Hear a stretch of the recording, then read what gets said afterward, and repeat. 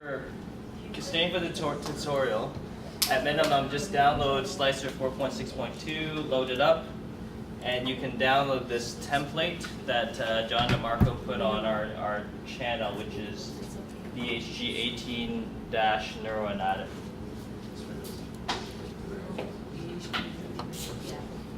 So you were just the comments? Yeah,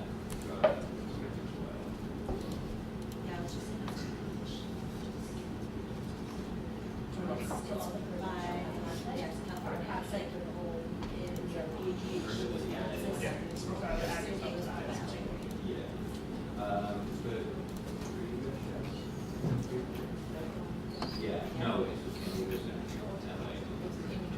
okay, so then it's really close.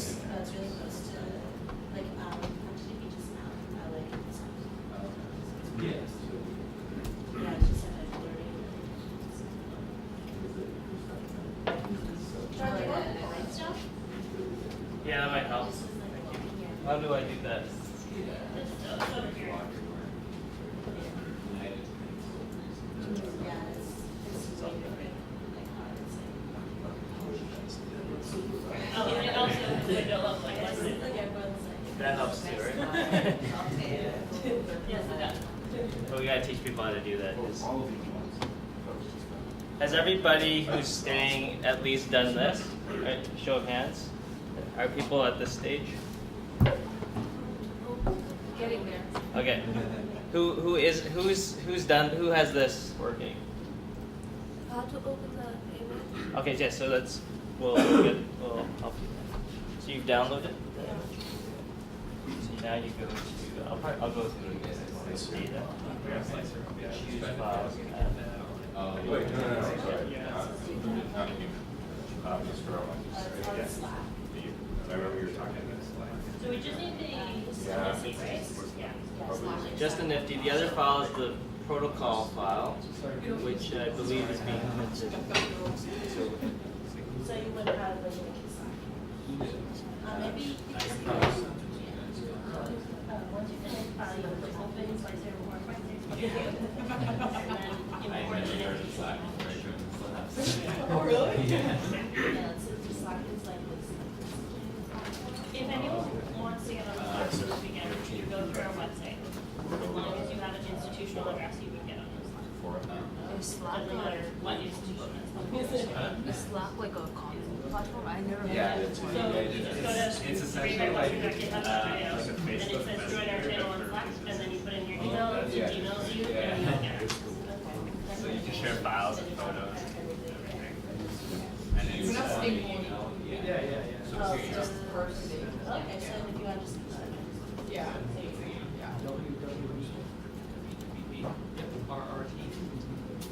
So many of these risky things. Yeah. I thought that join me was the common one. That one is the first commission. This one doesn't use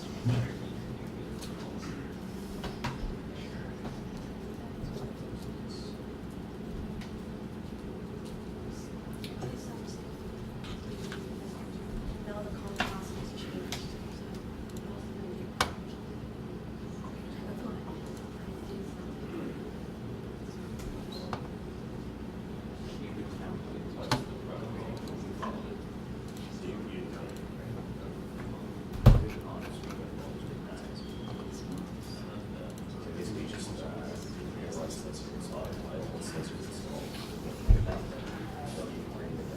Right.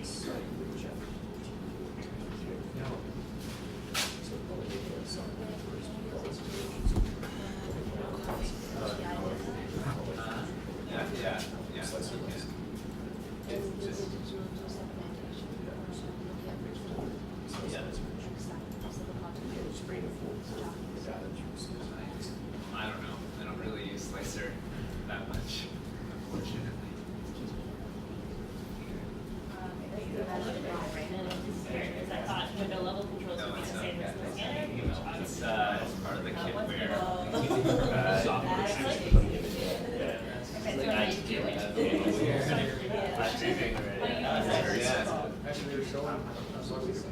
sort of see everything. Yeah. Someone to see everywhere.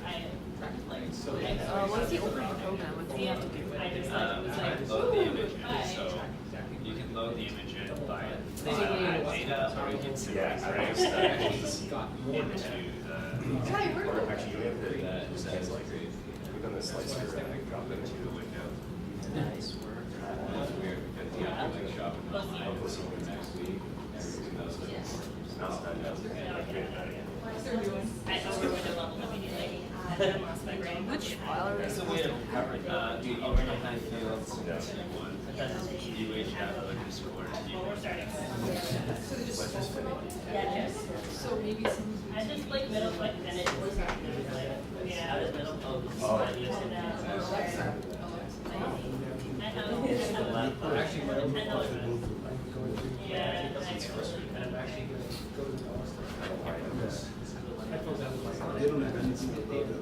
No, on the box. If you stay live, like, that would be. Right, so these.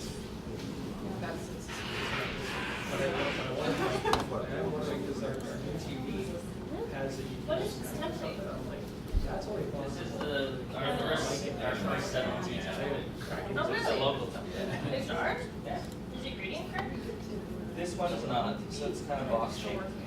So But you downloaded figured we'd use our the local. file. See the vessels. Yeah.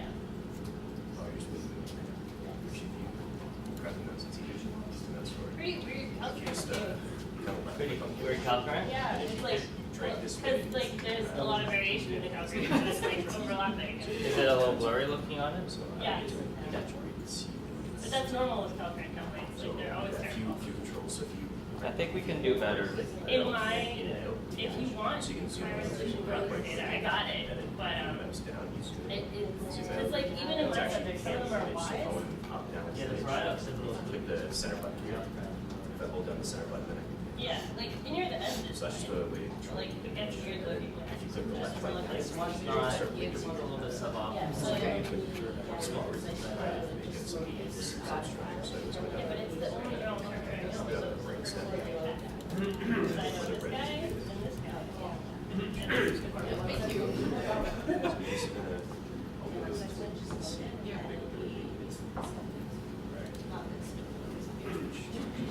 Is it important to have this mentioned as well, if anyone on the left, or can you just kill that? well, you're gonna need the markups list after, so. Cool. Might be. I'll put it back. Probably not fair. Being considered. Just for basic information, it's much easier. It's funny, the thing that we're missing are the hard copies of the protocol. And we have to print them. I think Katika and Patrick went to go to the other building. No, but I can find like, Otherwise, we're ready to I go. could print things in reverse, but I have to go there again. That's where they are. Oh, okay. that I already looked at. Yeah, I just got back from a trip, so. Okay.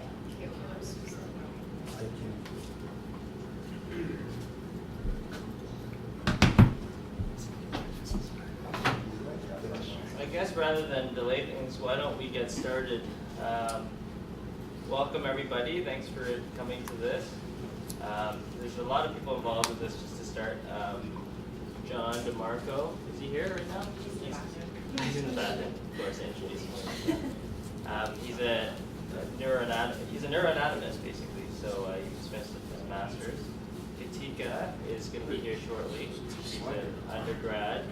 Actually, I'll introduce them again when they're here. But so let's just we'll talk about some of the motivation, just some of the work we've been doing. Yeah, I'll make this quick. So one thing I'm very interested in is some of the deep structures in the brain, like the subthalamic nucleus. We put electrodes are implanted there to provide therapy for patients with Parkinson's. But it's a very small structure, even though we've blown it up huge here. This is maximally about like a centimeter, right? And it's deep in the brain. It's about 10, 15 centimeters from the surface. So accuracy here is kind of critical. And so, I mean, obviously there are lots of amazing tools that you've heard about here already, like registration, automated tools. But how do we make sure a structure like this is where it's supposed to be when you register two images together? It's a bit of a challenge. And so to just kind of motivate that, we use this 7 Tesla template created here through the resources from the Western CFMM. And so you can see that structure very well, but on clinical images, we don't always see it well. And we created a template in the lab.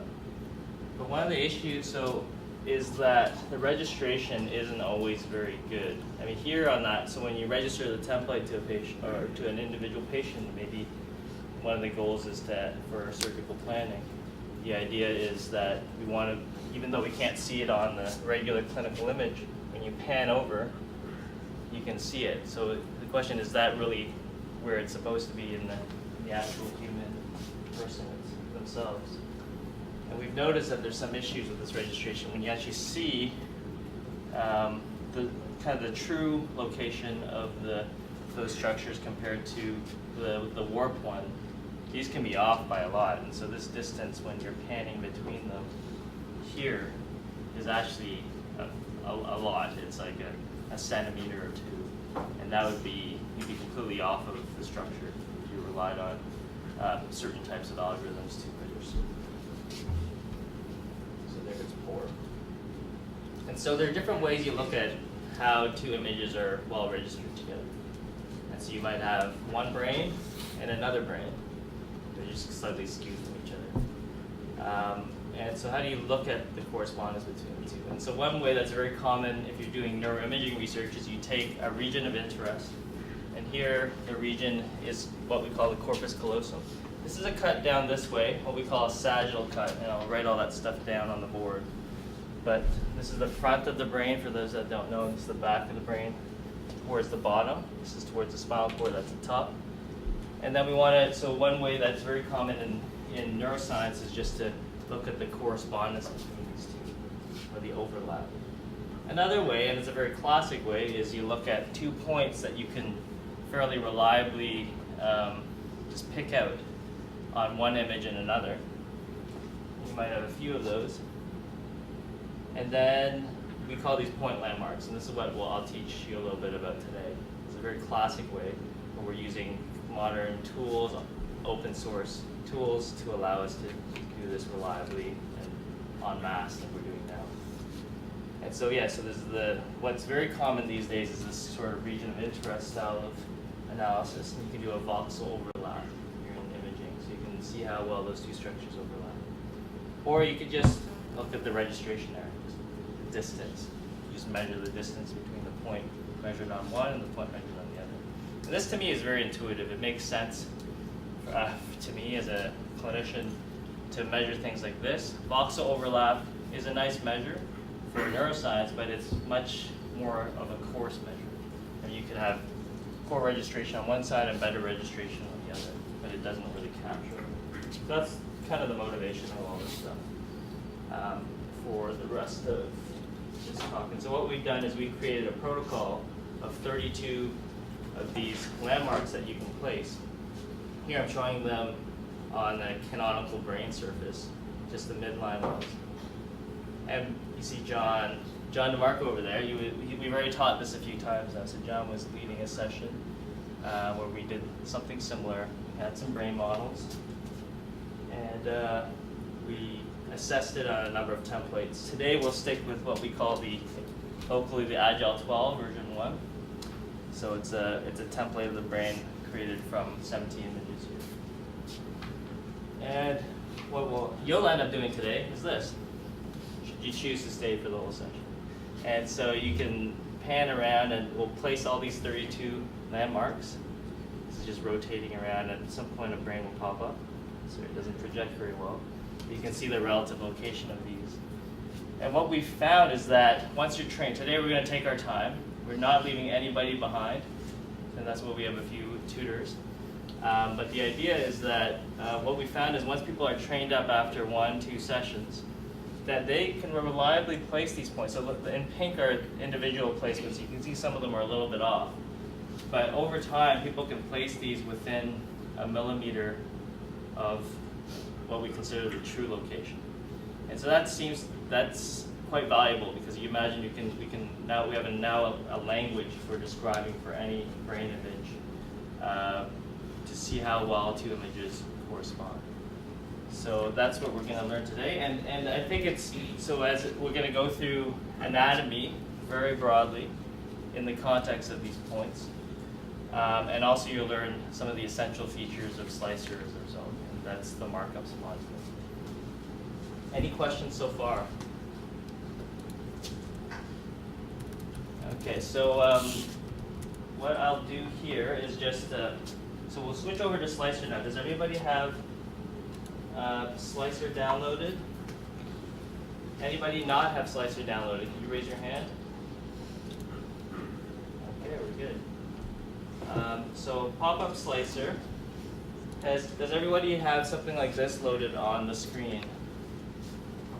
And so it's the template that was put on the Slack channel. And the Slack channel is up there. Hashtag BHG18-Neuroanatomy. And so John DeMarco put a link up there for what we call the UHF Atlas. Everybody here? Anybody not here? Okay. Great. I'll just full screen this. And so let's just start with one little thing. So if you have a mouse, if you use the left mouse button, you can change the contrast. Okay? And just make sure you can see the brain structure as well. Basically. Find one where you can see the contrast here. And I'll go through, this is a 3D window. You'll see stuff pop up here over time as you place more of these landmarks. And these are the standard orientations of the brain. On the top left here for you, this is what we call an axial or transverse image. This is what we call a sagittal image. And this is, with the green here, this is a coronal image, so cut this way. I'll draw that out here because you'll need a reminder if this is the first time you've done any brain. So what I'll do is I'll just draw canonical brain on the side. This is the front, or anterior. This is posterior. This is superior. This is inferior. Top, bottom, front, back. No questions silly today, so just ask away. And we can cut this into the standard orientation. So if we just took a cut,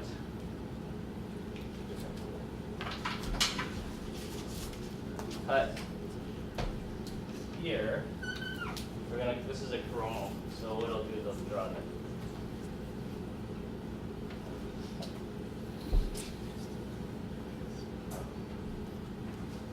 Let's see if I can draw a coronal brain.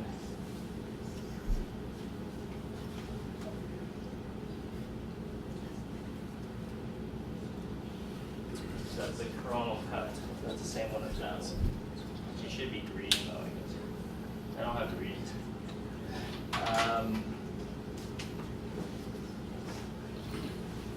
Do another cut here. This is that top left view with red. That's an axial.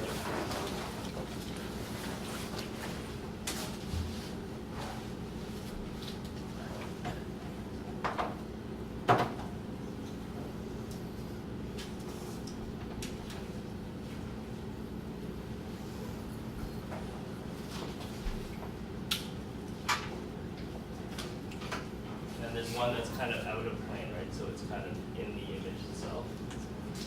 Or I guess the other way of showing it is a sagittal cut here, right in the coronal. This is a sagittal.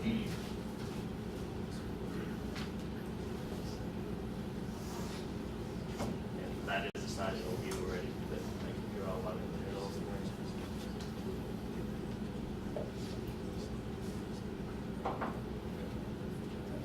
Okay, this is so the other key point is, so in a coronal, we have to describe what is left and what is right. I see Olivia shaking her head because there is I guess it's not really a controversy, but it's just different people like different orientations. I'm trained in the clinic, so I'm going to teach you what we call radiological view. And there's a reason behind the radiological view, and I think it's a good one. And so what that means, though, is if you're looking at a slice of the brain, that it's kind of the reverse. It is the reverse. So left is right. So this is the left side of that person's brain. This is the right side of that person's brain. It's a flip. And I can't unflip it because I've been taught that way for 10 years. But the reason why we do it is because we're putting things in the context of the participant or the patient, right? So it's as if we're looking at the patient. And so rather than staring at them from the back of the head, right, it's kind of this sort of transformation in our head that we're always looking at the patient, doing things in the context of the patient. Hopefully the patient's not a skull, but I just showed the skull. But essentially, so that's why we're doing it. And it's also as if you're in the MRI scan, they're in the MRI scan with their feet out. You're at their feet. You're at their feet. That's it. Wait, when you do neurosurgery, is that the opposite? Well, yeah, we have to. You're right. So that in terms, well, it depends on where you are relative to. Yeah, that's a good point. We still have to unflip into reality depending on where we are.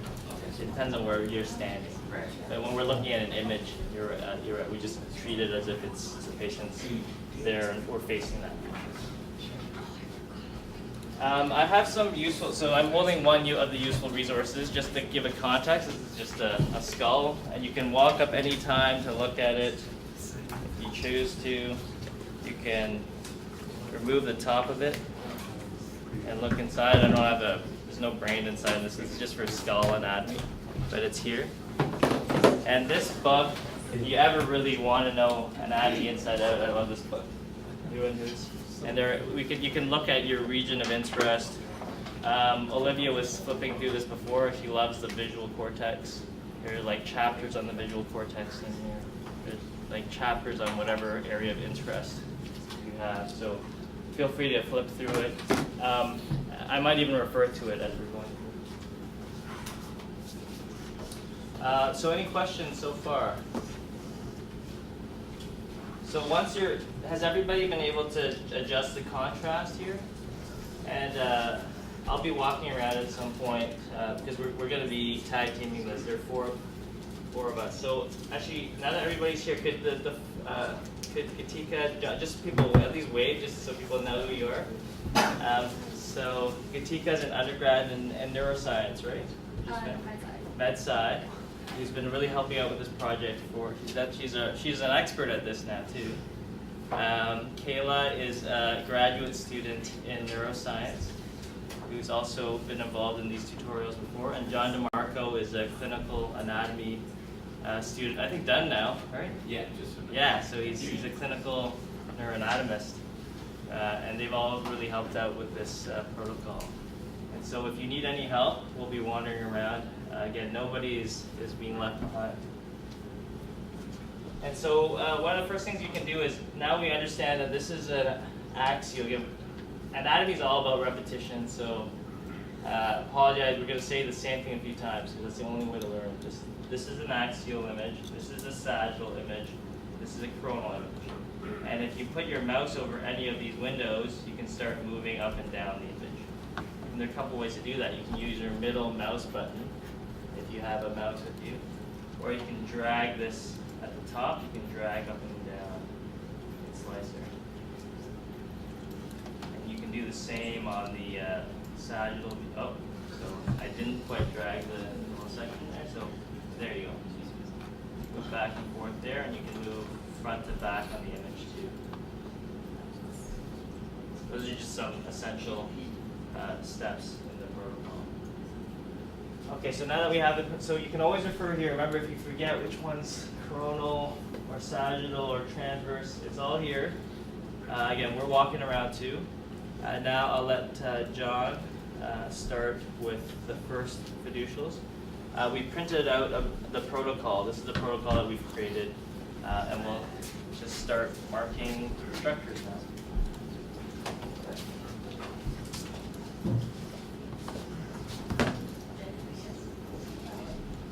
So yeah, going back to that, you can see in this top right box, this is going to be your axial.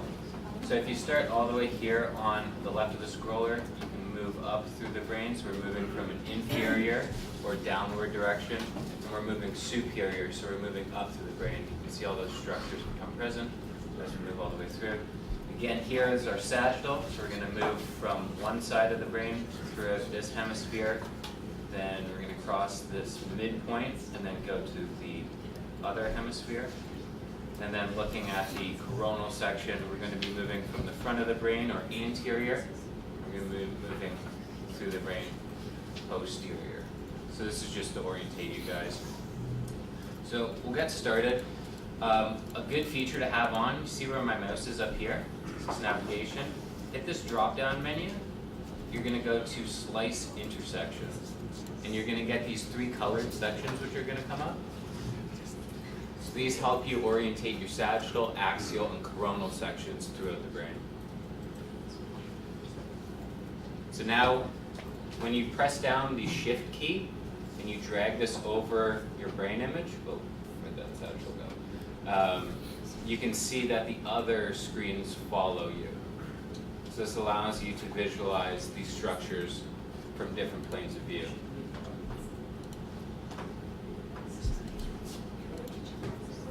So this crosshair navigation at the top, actually, maybe I'll fix this. Just. Okay, so does everyone have their crosshairs on? You can move freely through it? All right.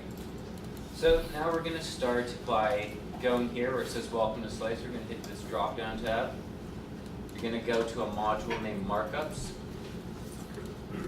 From here, we are going to create new markups fiducial as, and we're going to have a special naming scheme.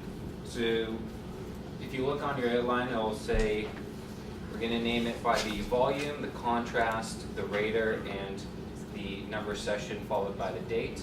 So the volume that we're working with today is our ultra high field. So you can put UFH or UHF, sorry. The contrast of this image is going to be T1 weighted. And then the rater is going to be your initials, so mine are JD, yours are whatever your initials are. And today's session, because this is your first time doing it, it's going to be session 1. And then today's date, so 2018-05-05. So you're going to press OK. Yeah. So you can just create and then just play the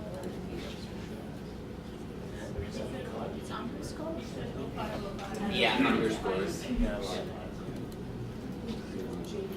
then you can put like your initials. The JD will have his initials, so you can put the initials. Right there. You just put your initials. It's a little easier. Your initials. Your name, first letters of so I guess yours are G's. And then Did everyone get their first markup list down? yeah, the date. Yeah. Yeah.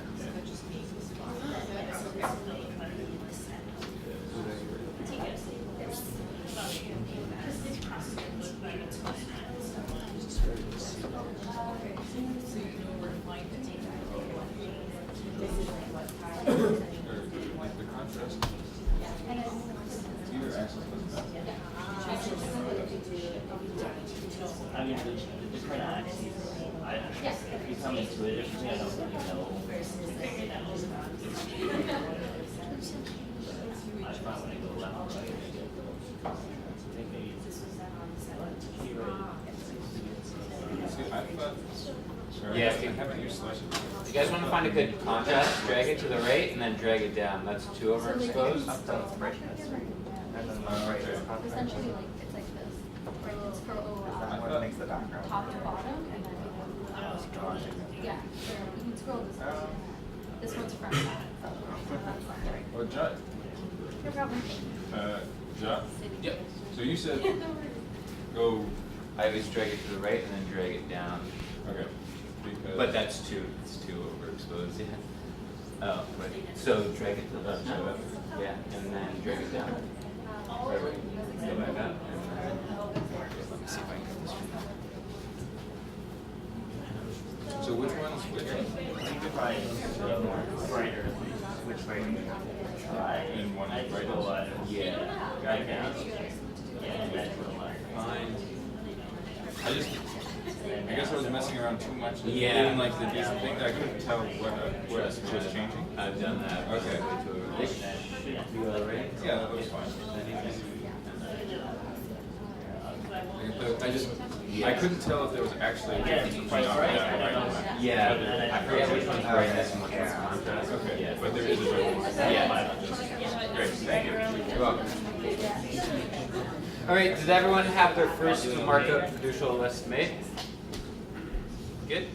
So now we're going to create two other ones while we're here. Go to create new markup fiducial. Oh wait, sorry. Go to create new markup fiducial as. So right here, so you can name it.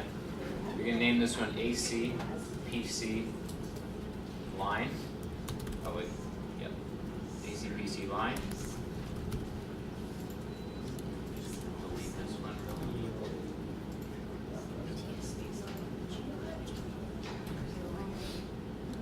So you should have two markup lists in your drop-down menu, like this. Once everyone has that, we're going to make a third one. So go create new markup fiducial as midline.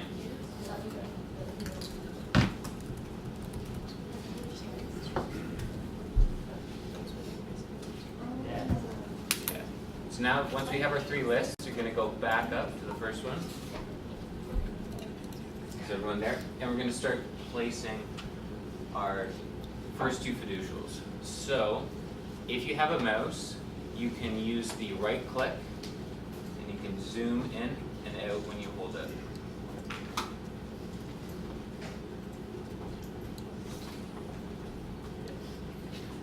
So, we're going to find a structure in the midline right here. See this little kind of white circle?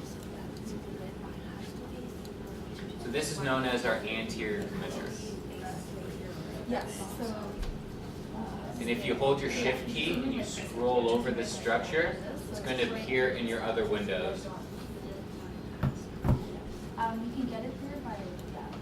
So once we have it kind of on that area, we can zoom into these other regions.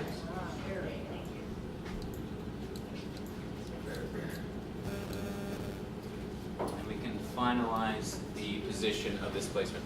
So this is a structure known as the anterior commissure. It's basically a communication fiber or a white matter tract which is going to connect our two temporal lobes in either hemisphere and communicate information through this channel. So you can see it on this kind of coronal view, this white matter tract, as it passes from one temporal lobe to the other. So what we want to do is we want to find the exact midline point of the structure. And this is best visualized on our sagittal view, this one right here. We can then confirm the location on our axial and finalize it on the coronal. So once you're happy with the location, so you can see it's right here on the sagittal, it's in the middle of the axial as well as the coronal, so we're going to say that that's the true center.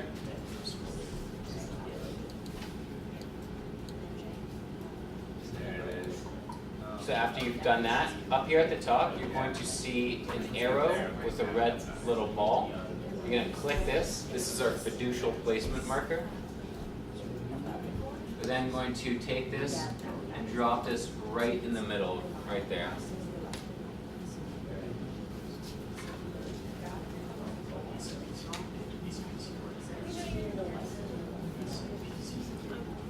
Yeah, you're in the right spot. So now you just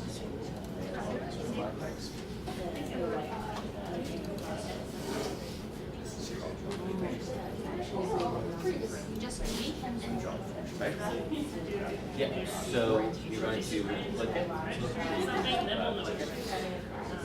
You don't need to drag it, just click it on. So, alright, so you can just place it right in the middle of those crosshairs. There you go. There's your first fiducial placement. Yeah.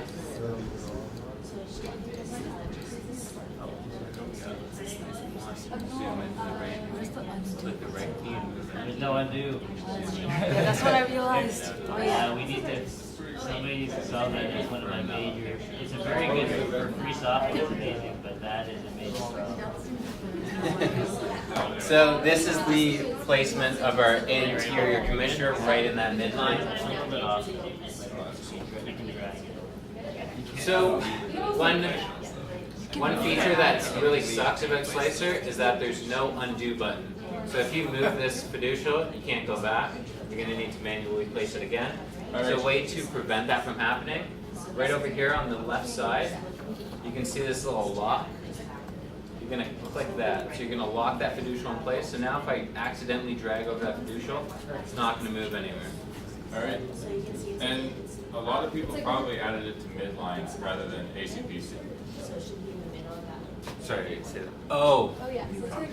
so it's going to end up there eventually, but did everyone make sure that they're in this folder up here when they're placing the ACPC?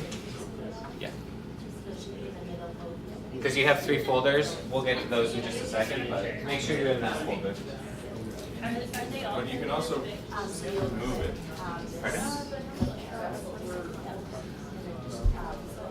So yeah, so if you put it in the wrong folder, say you put it in midline, you can copy and move it to the other one.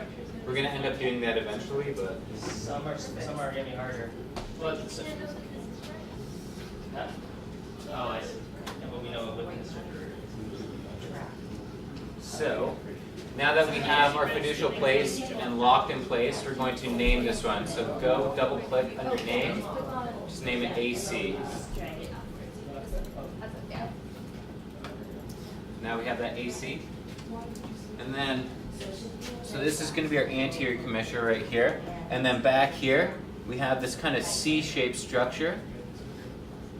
This is known as our posterior commissure. So that's the area we're going to be focusing in on now. So if I use my shift and scroll over the structure, you can see this is going to be our posterior commissure, this little C-shaped structure. So we want to kind of center it as much as possible. So it looks the most clear on the transverse.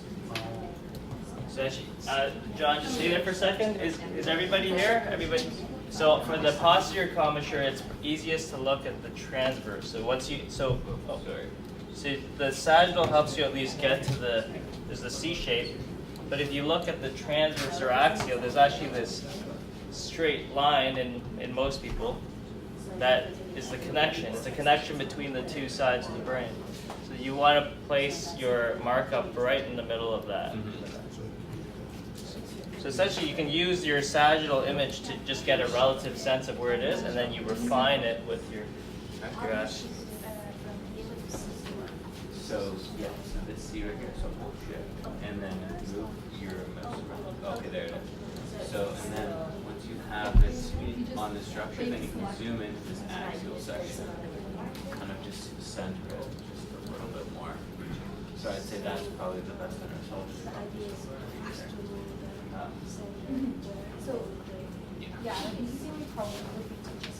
Yeah, so find the C-shaped structure on the coronal and validate it on the axial up there. So I'm going to do that right now.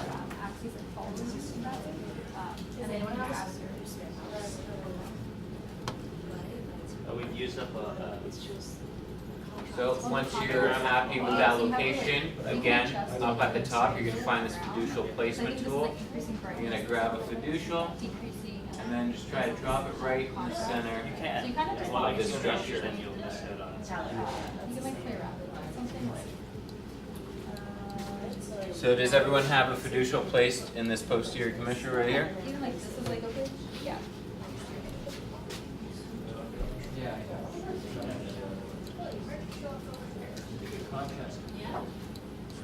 Okay, so once you've done that, remember to lock your fiducial. Click to jump slices. So Right? Like the jump slices so that if you have. Yeah.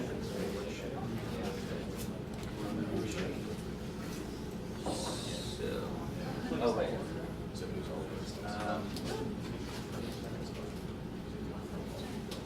So just a feature that we can turn on right here. So under this drop-down menu list, there's this click to jump slices right here. So we hit that. Now say if I want to go back to a midline structure, I can go to the anterior commissure or back to this one. So every time you click on it, it brings you to that structure. But going back to that posterior commissure that we just placed, we're going to double click on this and name it PC.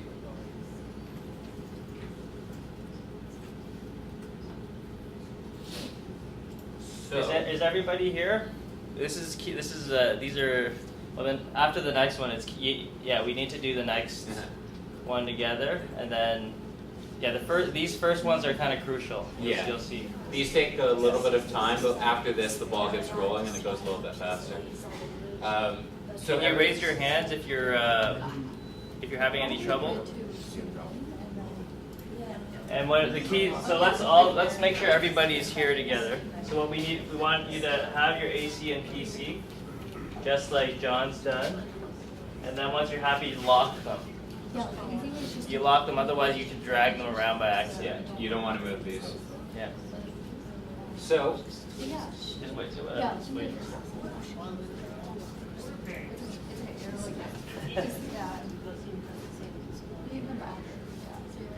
Is everybody here? all good. Okay. So the next step is we're going to be copying these anterior and posterior fiducials to our other menus that we made, or other lists. So you're going to right click on the AC, you're going to go down to copy fiducial to another list. Destination list, ACPC line, you're going to click OK. You're then going to do that to the same for the posterior commissure. Right click, copy fiducial to another list, ACPC line. Once you've copied those two to the ACPC line, you're going to go back and copy them again to the midline. So right click, copy to another list, and then this time go to the drop down menu and hit midline. And then copy here, and then for the posterior commissure, copy fiducial to another list, midline. Good.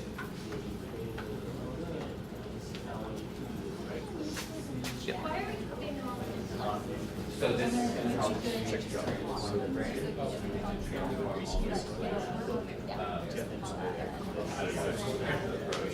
You can. Okay. So provide your ACPC.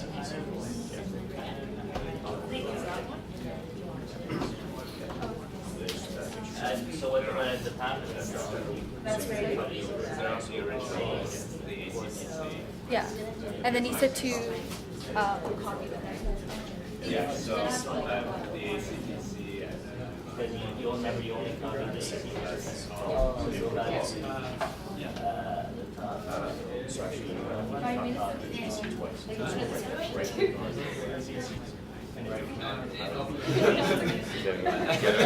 So, where were you at now? Did you all Yeah, so we've added them all to the 3 lists, but now we just need to do the midline. Okay, I'll just gather the 2 coordinates. The first one's kind of always bothering you so much. it's not going to be exact, right? Yeah. You're off by, I'm off by 0.4 millimeters. So, I think it's okay. we won't move on, but just to show you, so now if I go to the drop-down list, and I go to ACPC line, we're going to have these ACPC fiducial. If I go to midline, we're also going to have these ACPC fiducials. So we have the ACPC points in all 3 of our lists. Yeah, that's advanced. Like, yeah, you can. What we do is we sometimes dial in the exact word. Okay. Yeah, if you want to make it exact word. Yeah, exactly. Oh, you can just edit it like this. Yeah. Okay, you know, I could just do that right now. I think that's cheating, right? You're going to be the one that has 0 error between it. Yeah, exactly. What are these three? There's no winning, although So in the these future three lists maybe are we going to do help win, us like whoever's the transform the closest. brain. So There's no winning this is that all way. for the very first step. This is what takes the most time.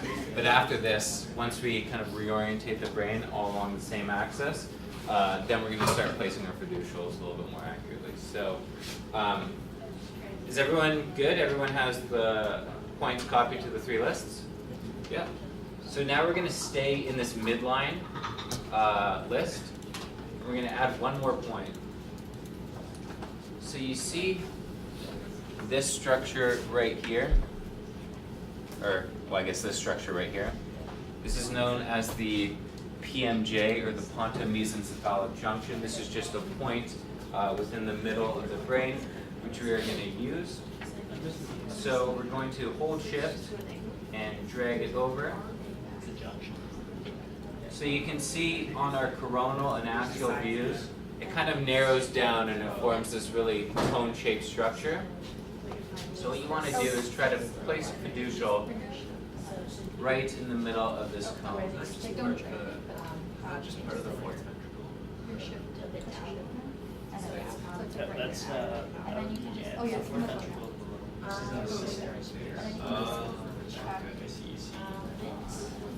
More onto the. Yeah, so this is outside of the ventricular system. This is kind of the surrounding brain region. Yeah. It's a big word, right? So this is the brainstem, basically. And we have the pons here and the midbrain. And everything is named that way in the brain. So you have the ponto-mesencephalic junction. The midbrain is also called the mesencephalon. They're big words, but essentially mean there are two structures in the brainstem.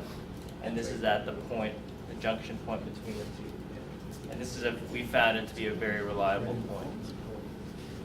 And essentially what it is just a dipping in or a sulcus, which helps us find a very precise midpoint, which will help us align all these structures. PMJ. But we're going to name this one as midline. So go over to name, midline, and then remember to lock it in place because we don't want that moving anywhere. So there should only be two, I think. We're missing, you have the, yeah, so there should, you have, so there should only be, two. So, So this, yeah, so this will be easy. So then if we go to, this is gonna be. You guys all good? You guys got your midline? So if you mix these two, this needs. Results don't lie. That's where that junction is. No, I'm just saying it's harder than I thought it would be. I thought it would be very much like, just drag it out now. just not even stressful, just like fun marker placement. One wrong step and it's a waste of time. So, once everyone is happy with that last placement, this is a crucial step right now. So we're going to go to our drop-down menu up here. We're going to go down to registration. From here, go to the bottom of this list, specialized, and then go to Cpc Transform. Click that.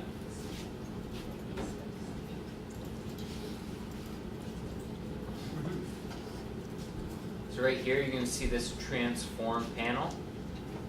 It's going to have three lists. So under ACPC line, we're going to come here, and we're going to select ACPC line. Under midline, we're going to follow that up with midline.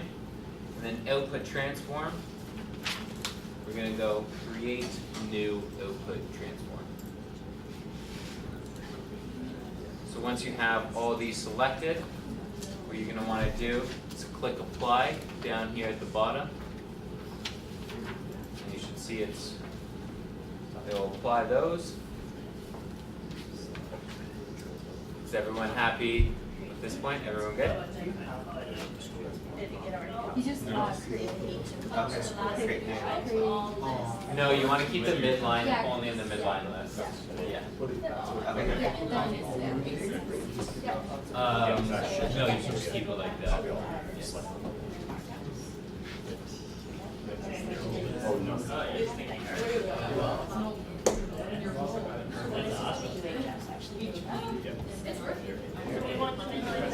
the lowest intense just stand there. Just in the I'm actually still computer.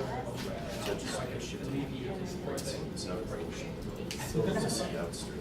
Well, So we should have 2, 2, and 3. Yes. And you It's tilted right now.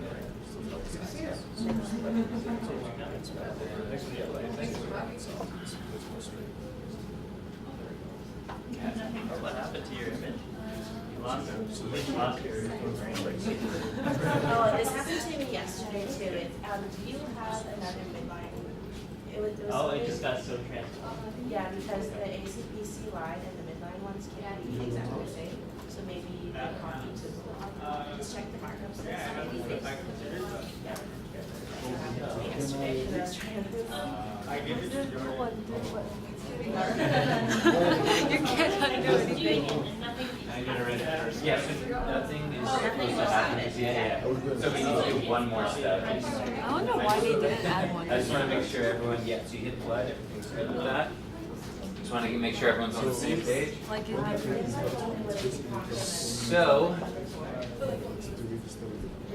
So now we're going to figure out if something went wrong. So what you want to do now is go to this drop-down menu right here. Again. Next, we're going to go to Transforms. Hit this Transform menu. Active Transform, we want to keep this as Output Transform. You then want to scroll down. You'll have this Apply Transform tab. What you want to do is you want to select these four, the list that we created. And you're going to hit this button right over here. Oh, crap.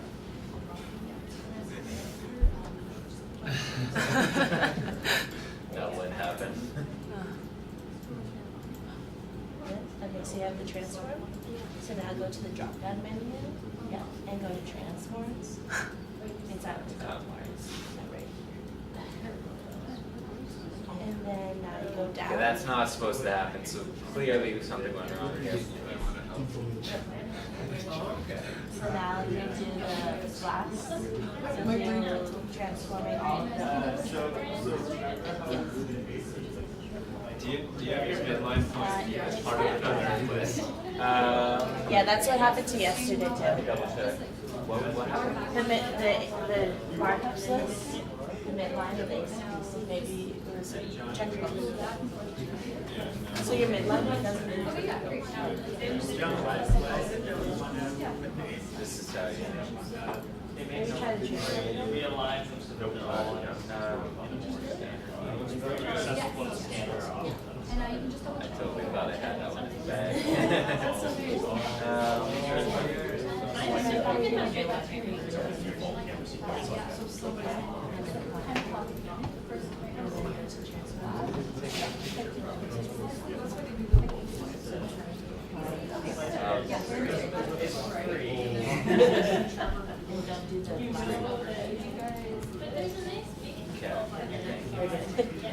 So, did anyone just experience the same problem that I did?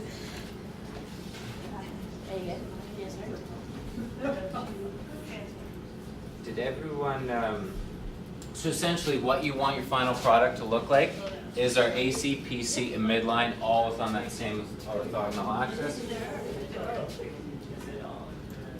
For some reason it disappeared the first time I did it. But Can you show people what happens when you toggle the transform off and on and off? Yep. So if we select these and we put them back, you can see. You see how the brain is shifted? So this is the original orientation of the image. Okay. So now apply them all again. Just watch right now. When you apply the transform, now it's tilted the brain. It's moved it into a standard orientation. Because what ends up happening is some people in the scanner, they're lying a little bit to the side or off for whatever reason. Some that they control, some they can't. And so this transformation is a core move that we do if we're planning an intervention or that sort of thing, just to get everything all into one space. Those two landmarks are very key for that. That's interesting. So was everyone able to do this, or did anyone experience any trouble?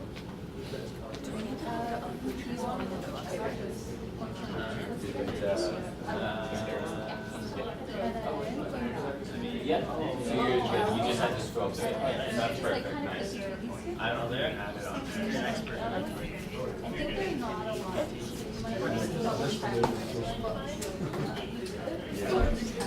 That's weird, like they didn't point That was out working that. Yeah, you're stuck. Yeah.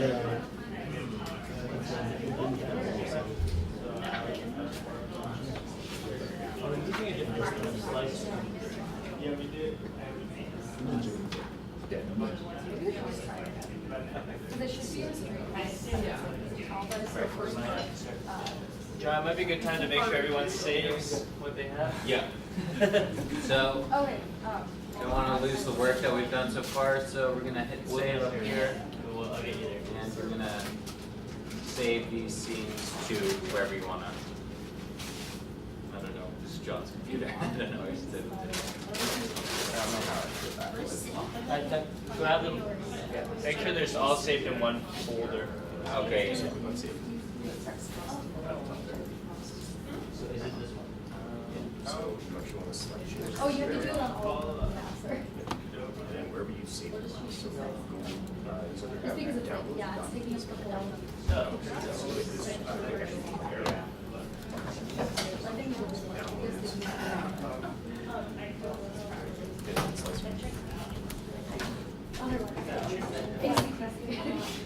Looks good. So if you go to the markups, drop down.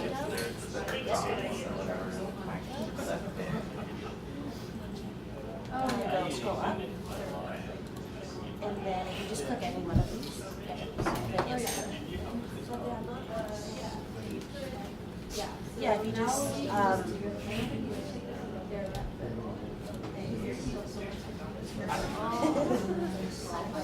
there you go. And then now you're just saving them. So if you go to save, and then you'll click on basically all of them. And then you might want to also ask people to highlight. Do we need to save the Yeah. ones that people in So, once no, everyone you has don't. performed the transform, you're gonna go to the drop-down menu at the top again, Yeah, you're just gonna go to make sure that markups. was it. And then just save it. We're then going to hide our other two lists. You're gonna go down to midline. Right beside the midline list, you're gonna see this little eye. We're gonna toggle this off. So you can toggle on and off, we're gonna keep it off. We're then gonna go to ACPC line, we're also gonna toggle that off. And the list that we're gonna be working under is the first list that we created.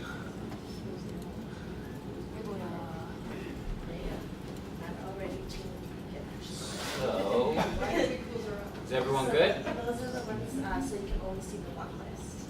So those two lists are over the transfer ones, which puts everyone on the same plate. And then now this is. We were talking about saving something. Yeah, so if you want to save your work, you can go up here to the save button. What you want to do is highlight or select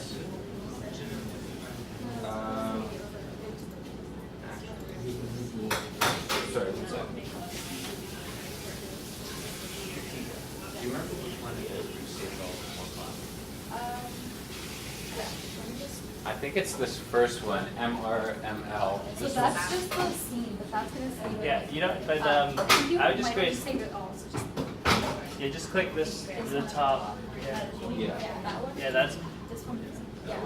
So that selects it all, so you might wanna just save that. save it like that. Because they'll save it individual. Yeah, yeah, you can save it.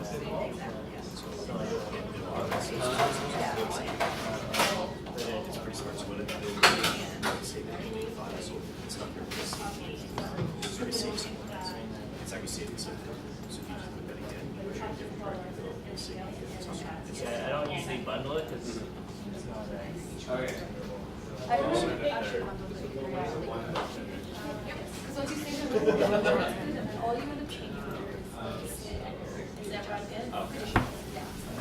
So yeah, so what you want to do is you want to click this right beside the file name checkbox, it will select all of them, and then you want to save that into a folder wherever you can find it later. So we've already done that, so I don't need to do that again.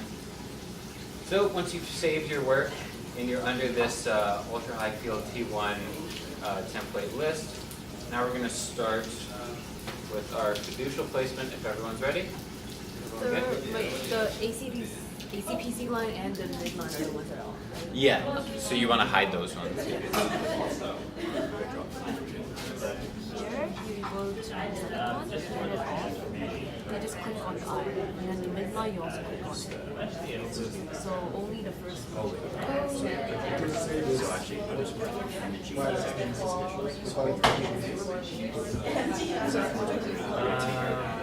Yeah, so those are all the fibers from the,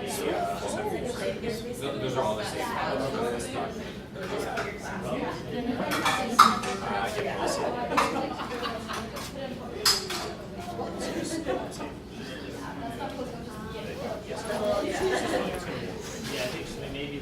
Okay.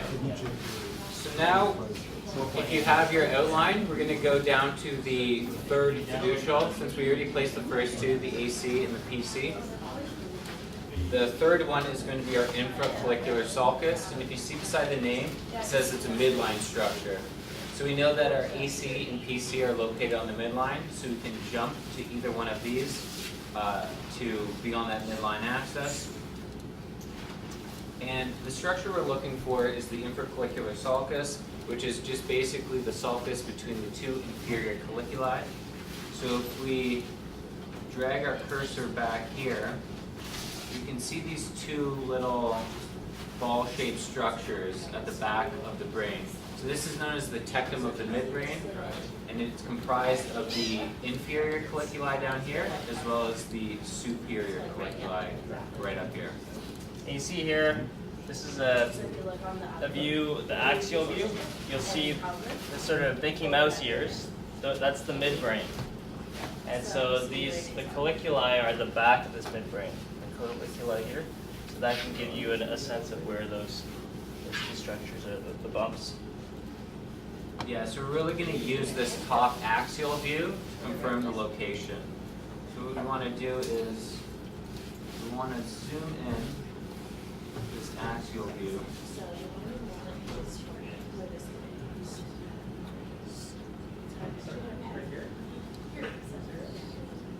So because it's a sulcus, this means it's a groove in the brain. So we want to place our fiducial right at the bottom of this groove. So this looks like a pretty decent location.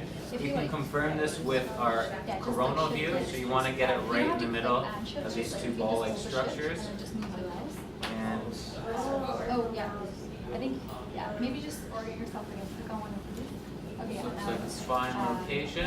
So like, again, you're going to come up to the top, grab a now you fiducial, can look here. If you let go for a second, let go of the shift. Now, throw that right there. you might want to move this one down so you can scroll on this one just a bit. So, yeah, because this you so that it moves down. So once you have that in place, remember to lock it. You then want to name this one 3. So now it's like And in the the center, description and will be you check that it's like properly oriented to the infracollicular Did you sulcus. need any help? Okay, yeah, you're good. Oh, changing the concept of accident. In the lighter part. Like what I do is just like hold the shift and then move the mouse without actually clicking. Yeah, me too. Yeah. So you see this right here, there's 2 circles. Yeah, and if you want to move the position of your brain, you can hold down the shift and click, In between where and these you 2 can circles drag the are. brain to help So if you better just do orientate this it. blue, If you want to get back to a point, you can always go to your jump. the arrow. 0. Yes. You can drag it after you drop it. It's kind of easier so you can see where you are. You can probably just put it there. Yeah, that's perfect, yeah. So yeah, and you want to name that 3, and then in the description, And you now want to click on highlight it. it. Click on it in this list. Actually, That's the last one you just placed. So now you can see where it is in all of them. Yeah, so just It actually looks kind of good. we're going to go back to this one. So right here.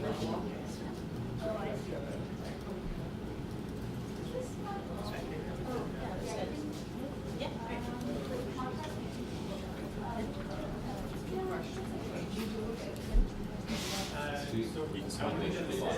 So yes, we can name this one 3, and then in the description you can put infracollicular. So when you lock them, say I try to click and drag it, won't move, but if you take that off, and you accidentally click it, it will go into Closer to the left. Very careful. Very sensitive. Hold. Oh, you have the eye. Yeah. We find them all there in the M&I space. This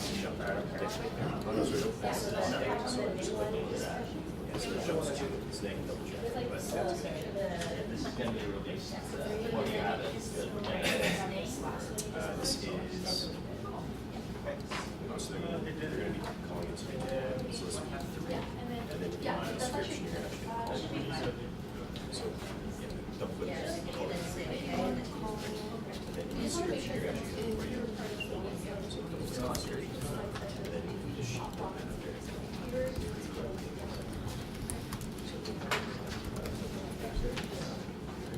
So that's the thing. we did for the line.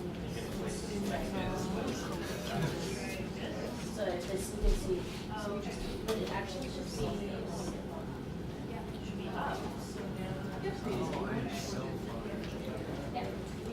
How do you do this? Here it is. So it's kind of like, this is. Yeah. Oh, jeez, the spelling. Yeah, there's a lot of weird words that we're going to be coming across today. So it's called. If we go to the. And that was the most area, but it's kind of. Where it's kind of close. But it's like in here. These two colliculi actually play a role in auditory perception, so the auditory signals actually will pass through here. Just a second here, while everybody's catching up. I find it really helpful to really zoom in. Like, once you know relatively where you are, so like I've seen some people doing it too, but you want to get right close so that you can see all, because we're basing it on some local features and really place them properly. So once I know the general location, then I zoom in, and then for the next one, once we move on to the next one, I have to zoom back out. And so you just use your right mouse button to drag it around. But I find that makes it really efficient. I know, I mean, we're going pretty slowly right now because we want to make sure everybody's together. But I've noticed once you get good at it, you can get it done in 25, 30 minutes. And that's with just understanding the tools better. Yeah, and this is going to play a role for a lot of the structures which you're going to come across later. You really are going to need to zoom in to find the boundary of a structure, and that's the goal of placing fiducial. You want to place it right at the boundary of the structure that we're trying to identify. Instead of your own face. It's just, I mean, it's also working on a laptop when we're doing this a lot. We're doing it on I think you should get like a TV screen instead of a computer screen. or just work here, right? Yeah. So has anyone not placed or is having troubles with this third fiducial? Good to move on. So the next one, the fourth one that we're going to place is the PMJ, or that pontomesencephalic junction, the one that we placed in the midline earlier. So you want to jump to the midline, so we can use either our AC or PC point for a reference. You can then scroll down into the sulcus. Then, based on the axial and coronal views, we can confirm this location. So remember, the PMJ is kind of like that cone-like sulcus. So we really want to place a fiducial right down in the bottom of that cone as best as we can.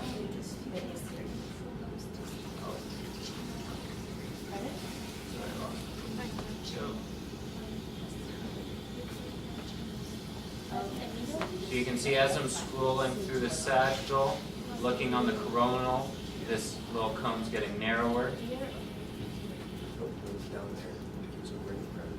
So this looks like a good spot to place it. Right now we're just doing.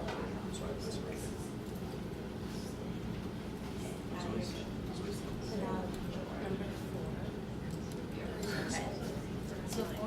basically the midline structure that you just. What you want to do again, lock that fiducial in place, name this one 4, and then we're going to call this PMJ. So we put another point right here. Simple name, right? PMJ. Okay, yeah. Good? Yeah, so this is the midline.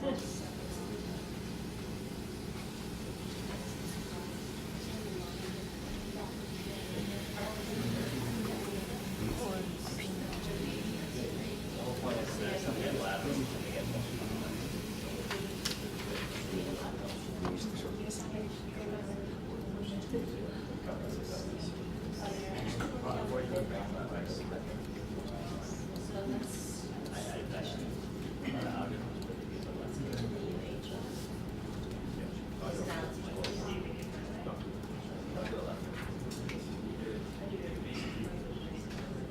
Oh, that's okay. I mean, as long as you label your axes, when you see people saying they're not able to double their Go. like cement templates.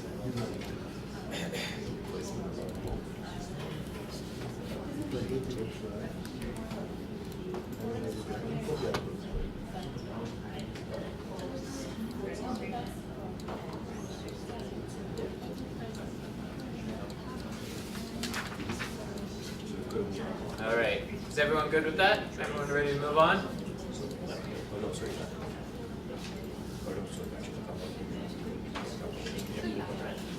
Now we're going to place our 5th fiducial, which is another structure located on the midline. So we can jump to any structure found on the midline. And the next fiducial that we're going to place is in the superior interpeduncular fossa.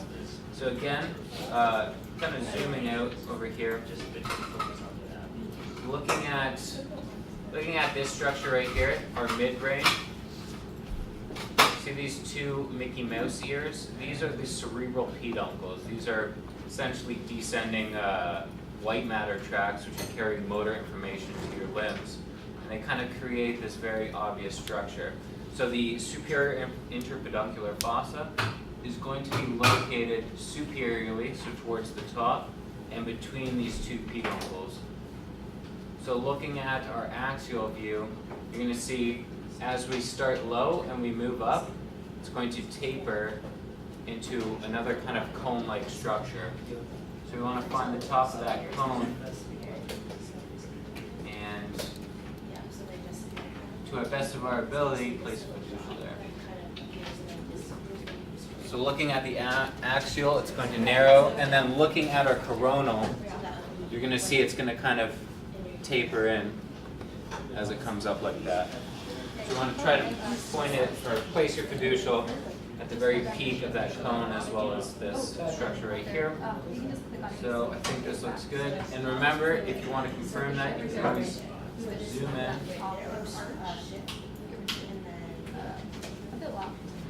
The top. It always helps when you Somewhere like that. So A bit to the right. this right here looks like really good position. That one's a pretty good spot. I'm going to drop that fiducial right in there. Yeah, sorry. He's too zoomed that way. I think I got it. Oh, it probably helps if you actually have your other slice intersections on. Like, you click back down here, and then turn that one on, and then click that, this part, yeah. Click the gold part, yeah. So that's the one that he's using. Oh, click it off, sorry. Yeah, so that's good. So And again, then once if you you place that fiducial, you want to hold lock down it your in place. shift key, and then just Name move it the mouse, and 5, don't click. add the That description, moves which is like going to be the, superior. yeah, I guess like the 4. Yeah, that's what he's using, so that might be easier. And then this one's like over at the top of that arch. Peduncular Sorry, fossa. which one? Like right here.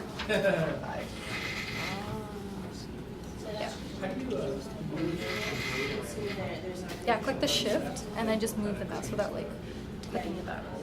Yeah, there. Okay.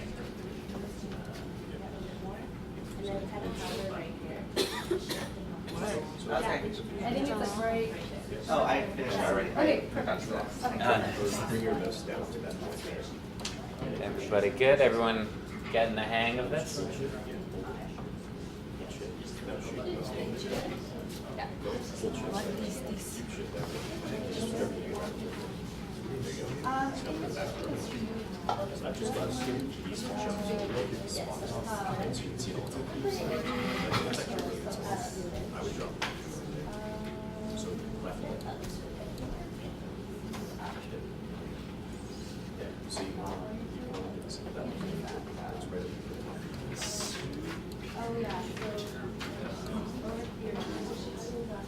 Yeah.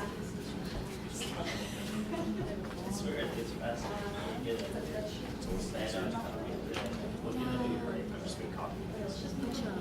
each of the computer.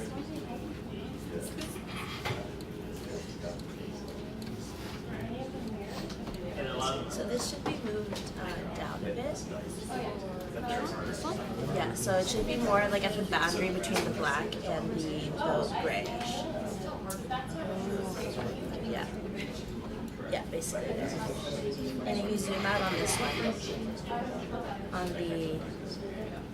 if you zoom out like here, you'll be able to see it more clearly if it's zoom out, yeah.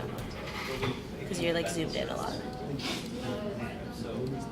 but it's If you zoom- because it's what's important is That looks great right there. If you just zoom out here though, you'll be able to see it more because you're just really zoomed in.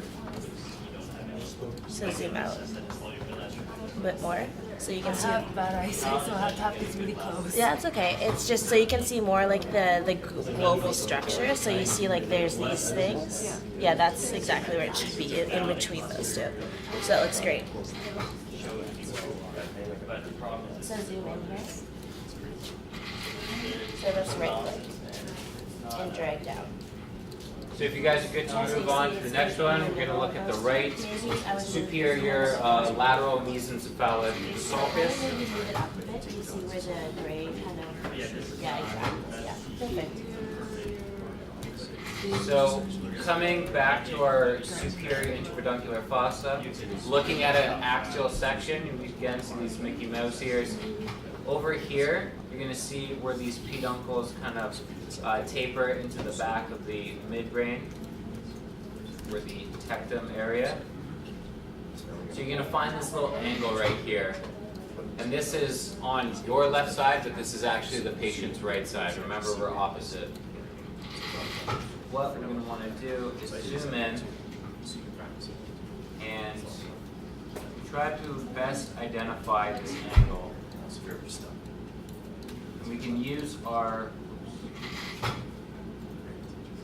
we can use this sagittal view to see where this angle tapers in and this sulcus forms. So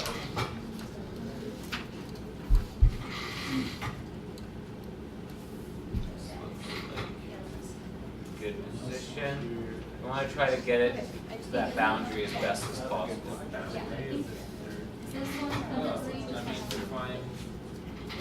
Does everybody see where I am? Right at this angle, as well as back here, it's going to dip in. And then looking here, it's going to also kind of dip in. Yeah, so if it's in the this one's maybe a bit higher. Yeah, that looks good. Yeah. So I tend to when we're actually doing this. We're going to lock that in place, name that 6. This will be right. Yeah, sorry. We're going to name this R. But you're also doing it on one. Superior LMS. I have Find the contrast.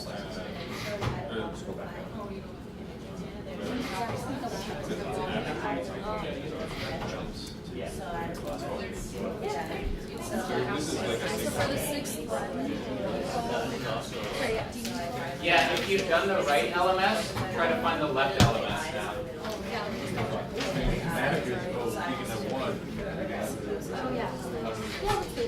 and it was supposed to The contrast is better, but yet some edges get blurry, like the cortex.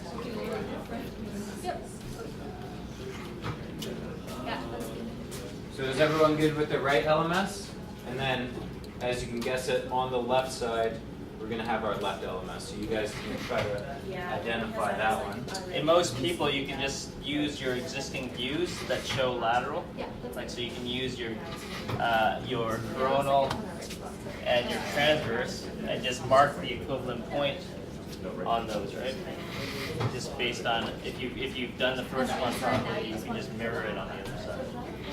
So if I have my right one over here, I'm just gonna follow this green line over. And it should be a pretty good representation of where the left one is gonna be located. So from here, I can just confirm this looking at the sagittal, coronal.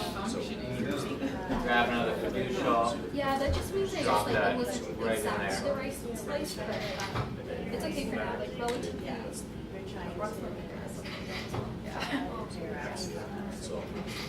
Again, lock that in place. Name it 7. And it's going to be our left superior. Yeah, so that's good. And then you just add one.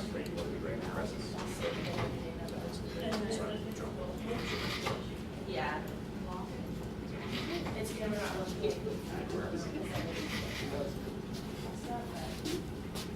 So if you have these both labeled, you should see something like this. You're going to be in the same axis over here as well as over here.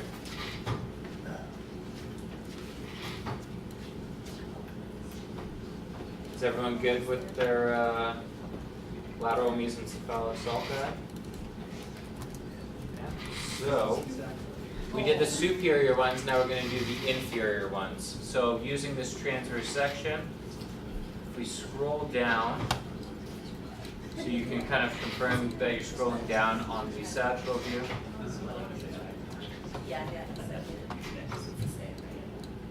We are going to get to a point.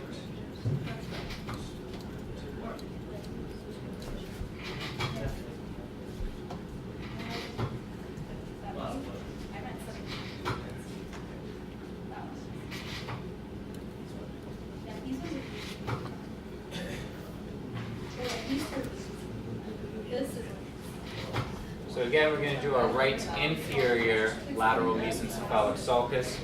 So if you basically scroll down, we were up here, now we're down here.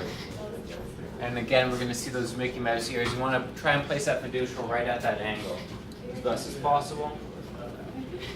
To do that, we can zoom in.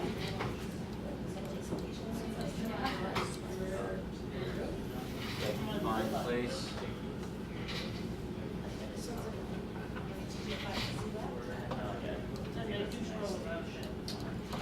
And so while I'm here, I identify the right one. I can just drag my cursor over to the left side and identify that left one as well. So now we've got our two fiducials placed. I'll name these 8, 9. This one will be right inferior LMS. This one will be left inferior LMS.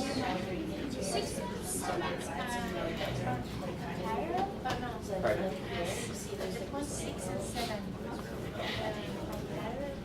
Yeah, so they're going to be parallel on the, yeah, because usually these are going to be found at the same level.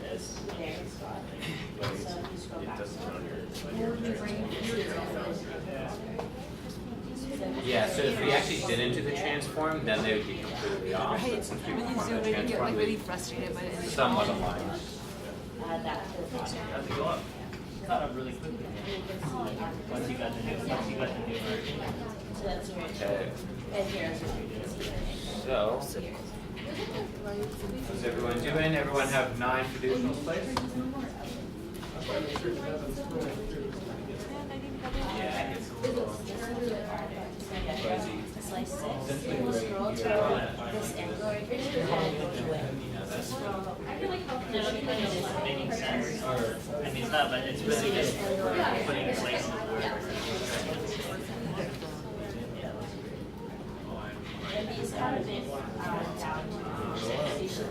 So you wanna combine that though. So this looks like yeah. And then once you do that, you go on exactly. And then this 6 and 7 should be up. But first, Okay. Remember to lock your fiducials. You should have all the 9 set up. And We do a save. Exactly. yeah, And there's let's do a save while we're there. so what you can do is kind of get around it. So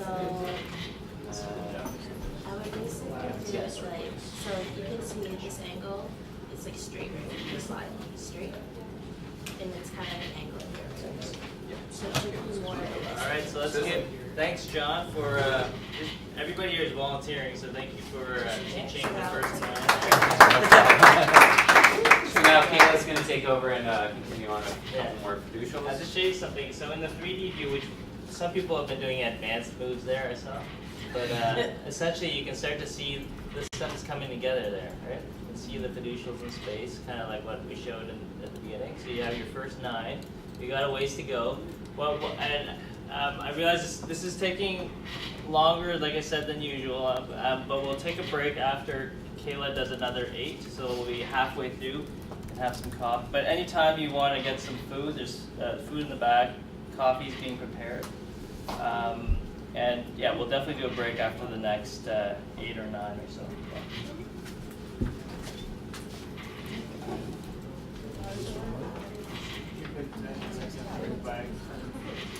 Okay. So is everyone good for the next? If we need a couple more. All good? Okay, yeah. So if you click on number 6 here. Yeah, I find number 6. Oh, really? So wall for the last one.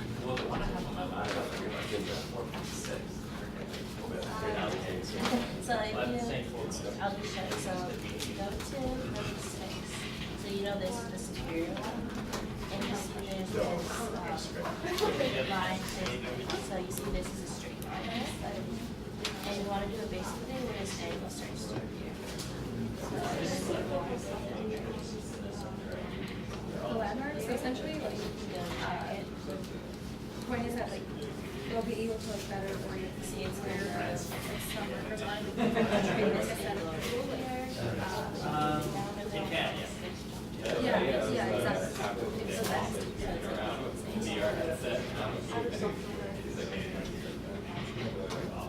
this is really not helping my eye strain. This is helping my eye strain.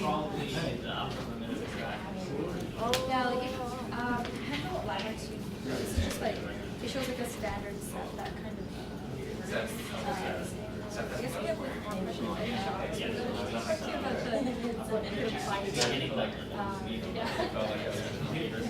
worries.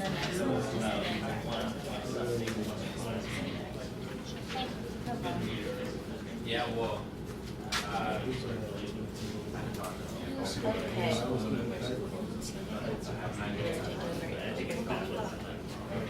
Everyone good?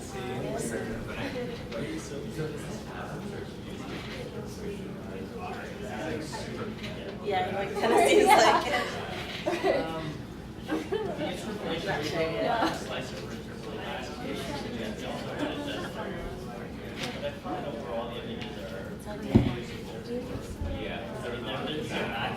Are you guys good?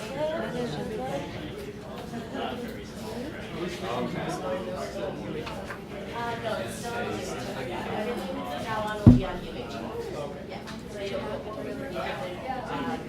So everyone ready?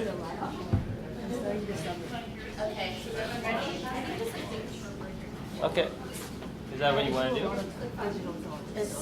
I don't know. People are like standing up. Sure. Yeah, I think we should just like Yeah. wait. Okay, so we'll just do a 5-minute break so people can stand up and if anybody needs to catch up, we'll.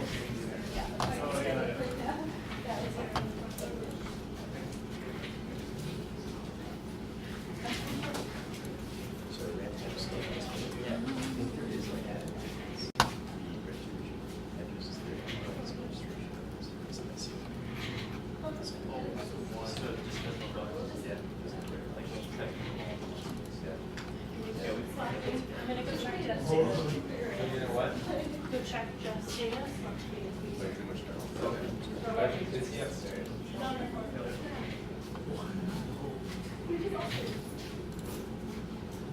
are you going last? Yeah,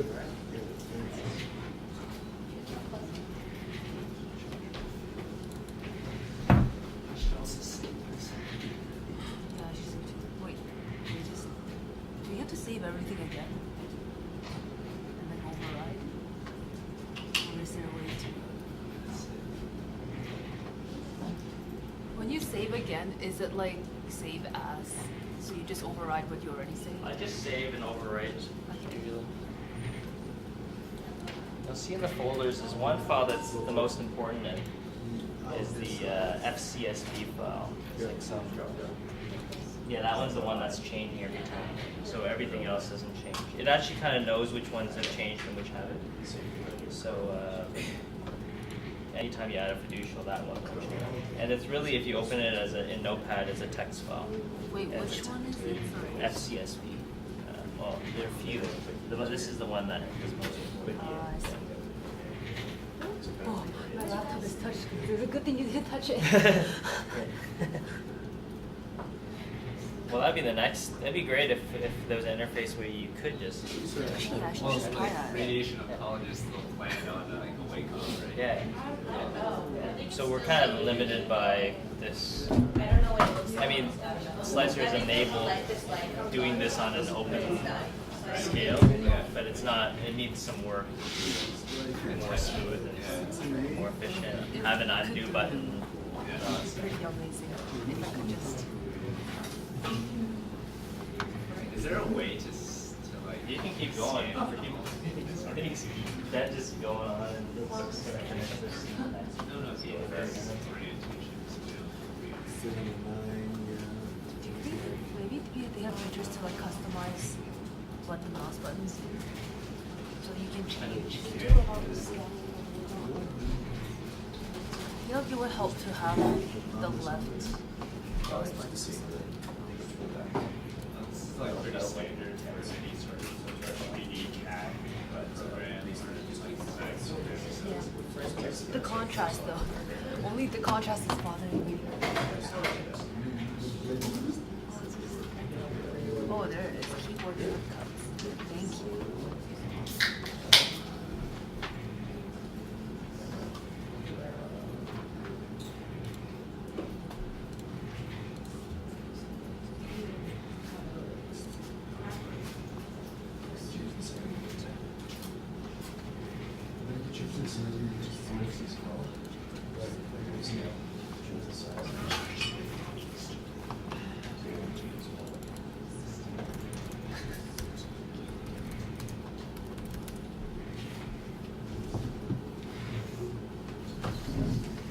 Wow, blue charger.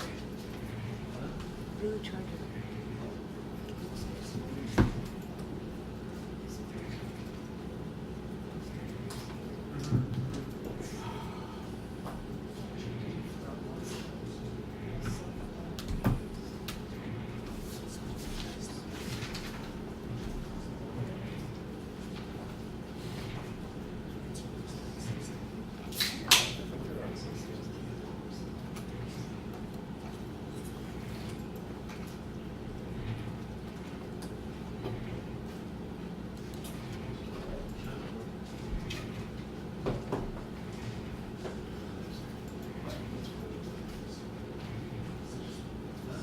yeah, I think.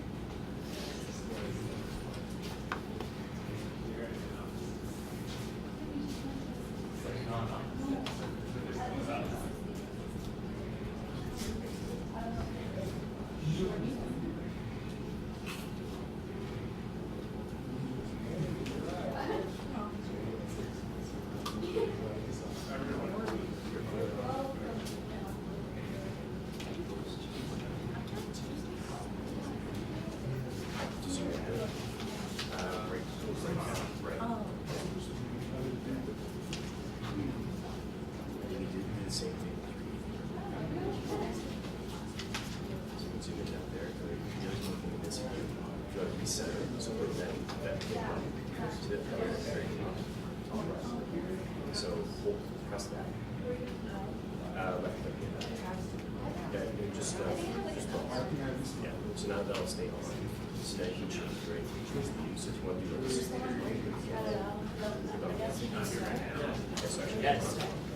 So you're looking at the scene from the top, so top down. And so Is now everyone you good to start again? Yes, so we're going to Let's do it. say that you are down at it, so you look at the left side to your feet L. Say with the left side of your hips. So you just gotta change it. So yeah, you can get into like this, just so you can see.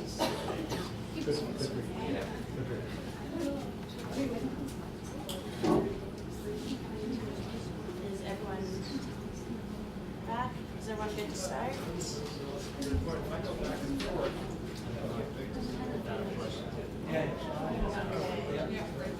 Okay, so we're gonna start again now. Everyone's good to go? Okay, everyone, so Okay, so the next point, number 10, is the culmen. So this, if you see on your sheet, it says midline in brackets. So you can go to one of the midline structures, like for example, you can click on the AC or the PC. That should take you to the midline structure in the sagittal view.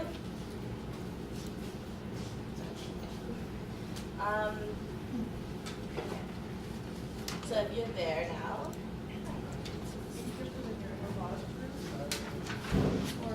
alright, okay, so the culmen is it says it's the most superior point of the cerebral peduncles, which is this cerebellum. So basically this is the cerebellum structure right here, you see? And you want the most superior point. So if you kind of scroll in the sagittal section, back and forth, you can see where the most superior part is.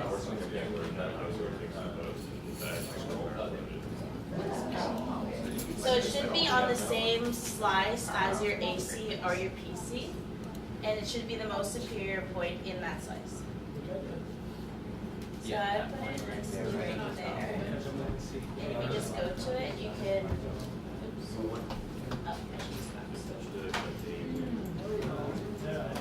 So does that make sense? So since it says midline, it should be in your midline slice. So it should be the very center point and the most superior. Does that make sense?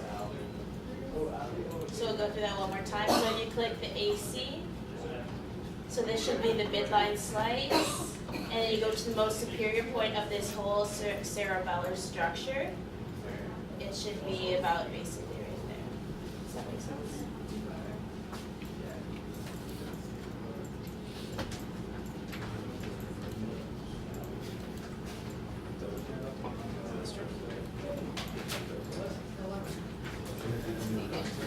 So if you go to this axial view, it should be at the very top. If you see, this is the cerebellum coming in, and it will be basically the last slice where you can see this structure. So that's another way to check. Does that make sense? I don't know if Kayla mentioned the cerebellum. It's the kind of the little brain, right? It's sitting below. It's the main brain, and this is what we're talking about. The culmen is like the top of the little brain. Yeah. So this is the whole cerebellum. Yeah. You can see for movement. So although we're getting you to place points in more obscure pieces, hopefully get a sense of the general anatomy. So did that make sense? I can go through one more time. So you do the AC, that's the midline, and you'll find the most superior point of this section here. And if you click on that, basically you can check on the axial slice with the cerebellum being here, and it's going to slowly disappear, and you'll put it at the most superior point there. Make sense? So once you do that, we can rename this as 10. And in the description, you can put culmen, which is, again, top of the cerebellum. Yeah, that's actually a bit better. And then if you want to go back to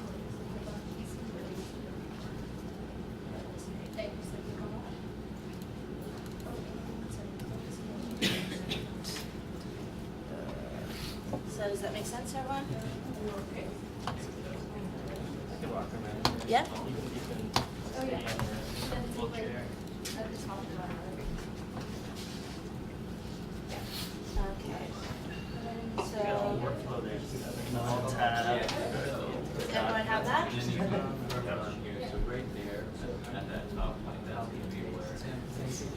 Nice. Yeah. So that's where your basically your cerebellum is going to end in those axial slices. You want to put out the very last slice.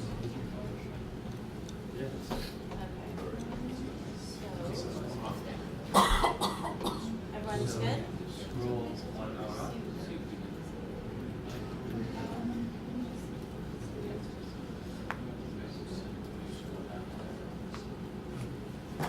Okay, so the next point, everyone good? So the next point's gonna be again in the midline section. So you're gonna again click the AC, so this will take you to the midline. So this is the intermammillary sulcus. So once you're here, basically you're gonna find this point. So it's near the point number 5, which is the pontomesencephalic. It was the superior interpeduncular process. So if you follow this down, you'll see this kind of structure here. Okay, so if you kind of shift and hover into that structure at the bottom of it, you'll see this is the mammillary bodies. Kayla, if you're able to shift your axial view down, then Oh, right, yeah. just middle. Yeah. And you can also see here on the coronal these two ball-like structures. Those are going to be the mammillary bodies. Right, so you can see it here, both in this view and here, you can see very clearly. So there's these two, so these are the mammillary bodies, and this is the sulcus point of it. So basically, you're going to scroll, and what I would do is just, for example, place the point right in the midpoint. So the sulcus being the space between the two, right? And so you can see that it's at this, so this is the two circles here. It's in this sulcus right here. And scroll in. That looks pretty good. So you can see it should be at the bottom tip of this down hanging circle here. And then again, it should be in between these two circles. And on the coronal, it's the wedge between the two.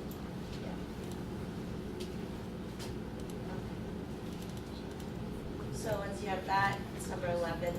Yeah. You can always zoom in to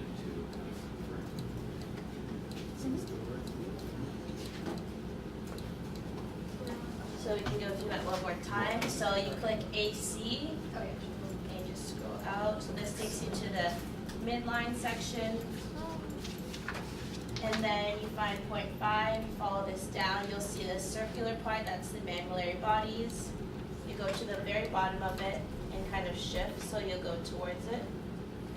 And then you can see these two circles. You'll put your point in the middle between those two circles, which would be this sulcus region, which is the dip below it.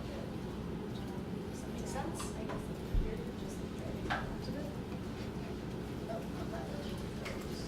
Yeah. So again, you have these two bodies. If you scroll, it helps really to scroll back and forth in views so you can clearly see. So you can see these two circles appearing, disappearing, appearing, disappearing. Should be basically when these two circles become detached. Yeah, there's people in court. Does that make sense?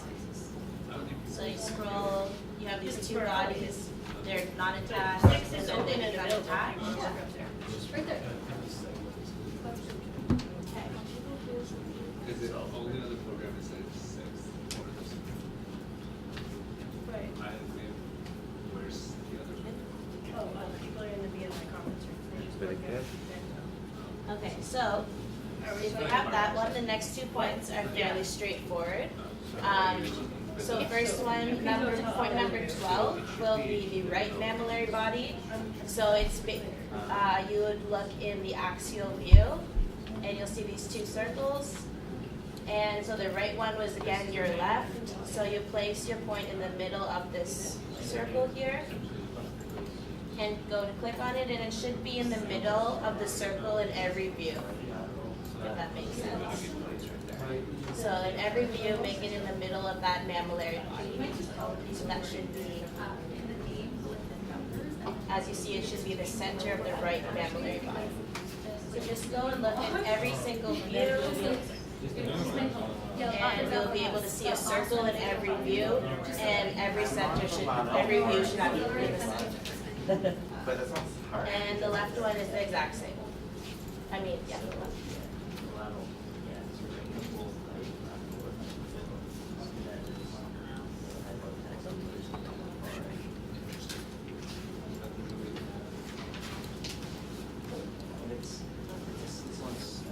So after number point 11, you have the right and both left mammillary body. So the right one is first, which is on your left side. It's in the center of the circle in every single view. And then you do the exact same thing for number 13, which is the right. I mean the left, but you're right.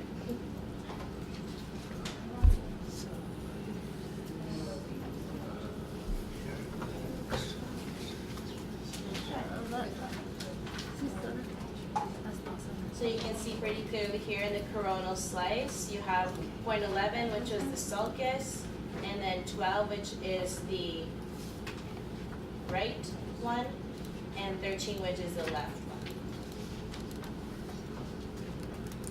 So as we move into the lateral ones, I'll just remind you that it's very easy. One of the most common mistakes, and when we get errors, like why landmarks are off, is when people mix the left and the right.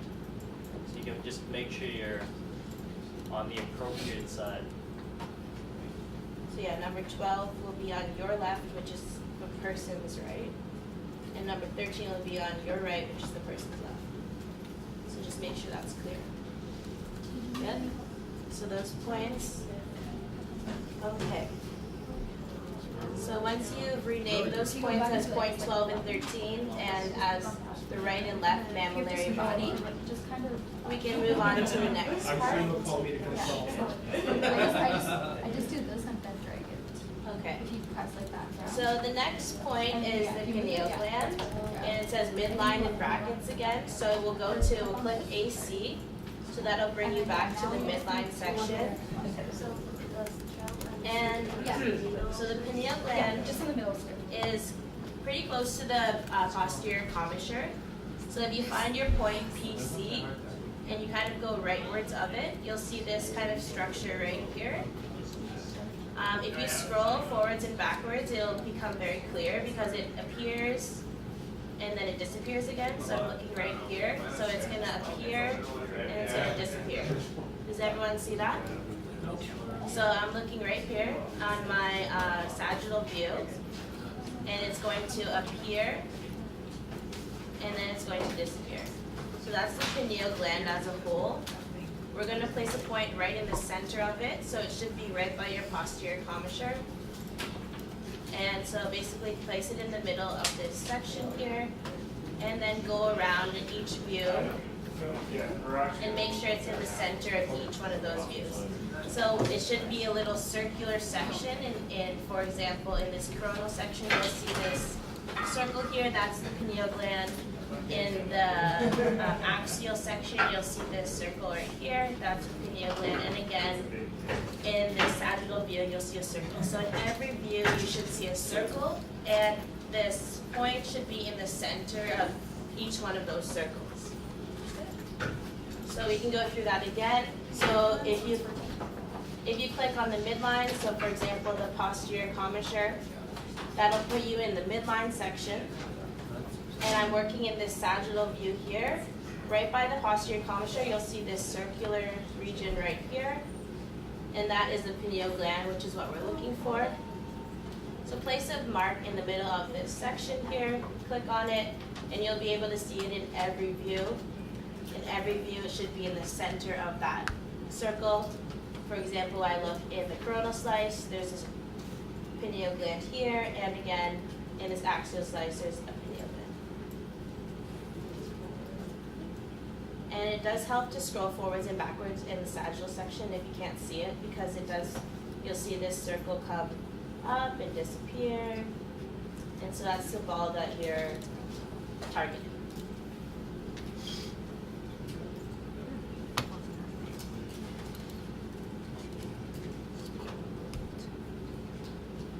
Is it pure dark? So it should be light. It should be light, but in the center there may be a bit of darkness because sometimes you have calcification of this pineal gland. So actually this point's very variable in different people, but mostly it should be like a white or gray, light gray structure. But again, you can kind of see where my mouse is. I'll move it away, but it's right there. You can see that there's a bit of darkness in the center, but that's just because there may be calcification and that turns it a bit darker. But it is still all the pineal gland. So it's basically that whole section there. You can see it pretty clearly. There's a bit of darkness in the center here, but just follow the light gray all the way around.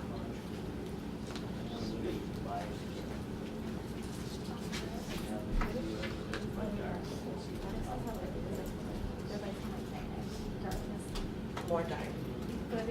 Contrast. Yeah.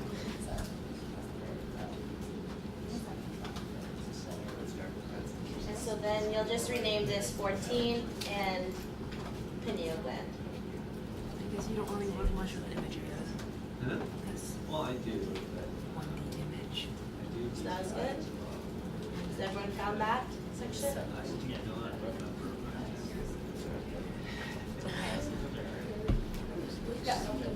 Good. Okay, so the next point is called the RLV at AC. So this point it says at AC, so you must click on AC. So this point is basically, it depends on where you put your AC point. And you're going to zoom out on this coronal section. And what we're targeting here is this very black thing here. These are the ventricles, lateral ventricles. Okay, so see you have AC in this mark. So what we want to do is target this, follow this section all the way up to this point right here. So this will be the right lateral ventricle. Does everyone see how I did that? So I followed this darkness all the way up to the very tip here. So what I'll do then is zoom in.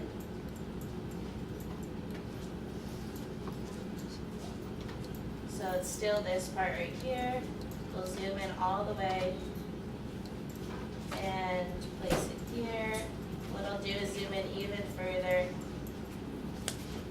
And it should be at this, it's kind of in the, if you imagine this becoming skinnier, it should be at this most lateral. So this is lateral away from the middle and also superior point of this. And as Kayla pointed out, we only use the green view here, the coronal view, because it should be, if you zoom out, it's on the same slice as the AC, that first point was. So make sure you stay on this slice and just zoom in from there. And just follow this all the way up, find this point. Basically you imagine this continuing, it's kind of like the center and the lateral and superior. It's a bit hard to describe, but I hope that makes sense. Yeah, so we're going to rename that 15. And the description is right LV at AC. So we're going to do the exact same thing on the next side, but again, stay at the same slice. Don't scroll slices, so you see your AC there. So I see my AC here. Just go to the other side, follow this all the way up, this ventricle, and go to the most lateral, so away from the midline, and also superior. And just a little thing about the border. So you want to be placed, if you scroll all the way in, like I have here, you can see the gradient changes from like dark to light. And the point should be in this gradient. It shouldn't be like, for example, in the white or in the dark. It should be kind of right at that border. So once I scroll out, you can see it's sense. So if you scroll in one more time, you see dark, you see light. It should be at this exact border between the dark and the light. 16. So this is LLV at AC.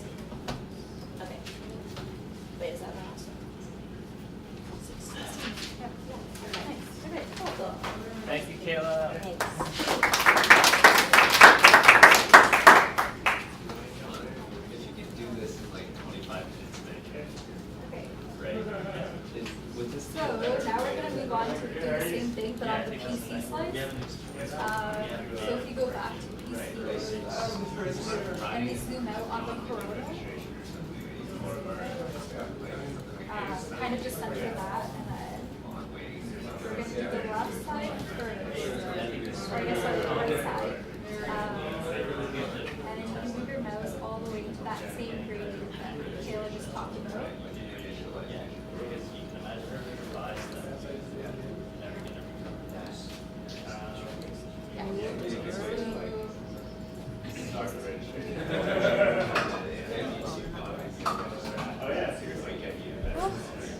Like right here is so fast. So we're on the right. It does like you kind of memorize it. Enable that. You just put all of them and then find it. You just get the big slice. So that's and then put all the points 17. from it. So that's Like roughly. So everyone has that. this big image, like you go like So now that we're and going take to all of them. before we did PC, but as you can see, 17 here in PC. So, Wait, so sorry. you click on forward slash PC, so this is 17. Okay, good. Yes, but Now you find it. What's the difference between 16 and 17? So this is the most lateral, so 16 was over here, so if we go back, that would be yeah, so 15 and 16 are on the same place as these two. And then if you go over that piece, now I did it right, 17, and then I'm going to put 18 over here, which is the one. Image. So everyone's What I like about it is that somebody who's and then the other side. you can tell how off the images are, right? You can imagine you can use SPI, whatever algorithm you want, but then you can say, oh, how come number 7 Yeah, is so around there is 3 okay, and then millimeters? that will be 18, left at, left L And you can know PC. that it's accurate. Yeah, how to do it, yeah. Where's this? So did everyone get that? for this one, Or you can assess 17 and 18, again, at the border of the white and So I'll just leave it up here for a minute. So we're looking on this slice only. Anybody need help? Right? So like just like you did the AC, you're only looking on this slice. So you want to find this block and this exactly. Yeah. Do it on both sides, right? Find it? So this one will be like PC. And do the exact same thing. So you'll do this one and that one. Yeah. Okay, so is everyone good to go? Great. I think so. I'll just wait for the okay. So I think we're good. Okay. The next one I'll be doing is the genu of Corpus Callosum. So we can go back to our AC Yeah, so this will connect the two over frontal here. hemispheres, Right. make sure they're communicating. So that's kind of like the Yeah. So everybody, so if you're on the corpus callosum here, this is the corpus callosum. It's one of the major tracts connecting the left and right side of the brain. And so this is the front of the brain. This is the back. This that's more hyper intense on the two. This is the entire corpus callosum. So our next few landmarks that Gatika is gonna help you through are related to some of the anatomy of the corpus callosum. So this is 19, so it's the genu of the corpus callosum. Yes. So it's just right around the center here. It should be AC and then And then fiducial there. Probably say it's, yeah, right about there. Yeah, because the corpus callosum kind of bends in yeah. the middle. So it should be So that's You why can it's zoom in not and then super go bad. So yeah, just right in that gradient. Actually, you can see it on here. It's kind of on the Yeah, boundary exactly. of the curve. So it kind of has a Yeah, C so like shape. Yeah, so all that white matter, Well, at least get you to the front. Yeah. No, good there. Yeah, like for.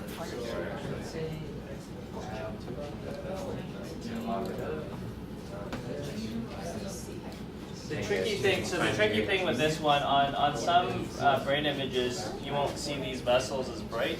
This kind of makes it complicated. We have these arteries in the brain that are kind of obscuring it, but it's something we get at, with the images we're using at 7 Tesla, we get a free angiography sometimes. And so you see that, and so, but it's essentially right next to that, those arteries, the anterior cerebral arteries. Okay, at that point, so you essentially use the sagittal image to get you towards the front of that genu of the corpus callosum, and then you can optimize using your coronal image. Put it in the middle. Okay. Yeah, do the slices. So if you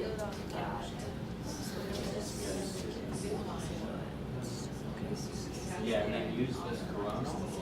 So, and then scroll through, you should find that last point right there with gray matter present. Is the G here? Yeah. And the Z. I just don't see an example. Yeah, so just right here, then if you like click on it. Yeah, so.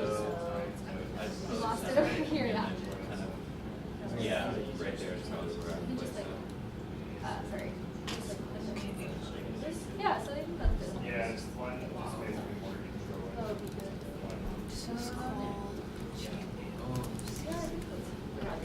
Cool. So the next one we'll be doing is 20, so that's the splenium of the corpus callosum. So we'll use the sagittal view to orient ourselves. It's just going to listen that over here.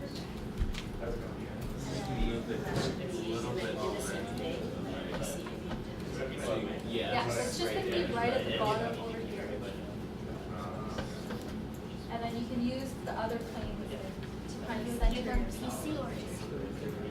Right? It's on PC or AC? It's just along the midline, so they're all in the same area. Yeah.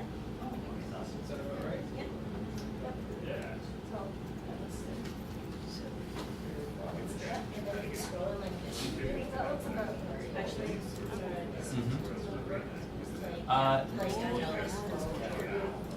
Yeah, so maybe on this image you can move it up just a little bit, but it's in the midline, it's just a little low, so if you drag it up. So this was the splenium. Yeah, drag that up and Number up 20. higher, yeah, that's probably where I'd place it.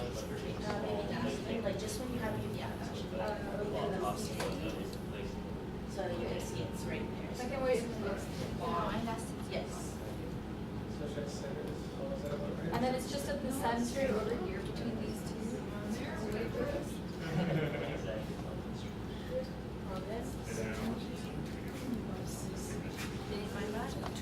So the corpus callosum is this part, and you want to find the most, this part, yeah? So you want to place a point right there.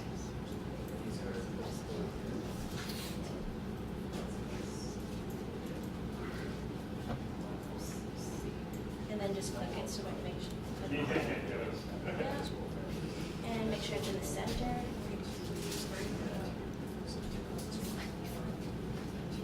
Where you So next we'll move on to 21, which is the right anterolateral temporal horn.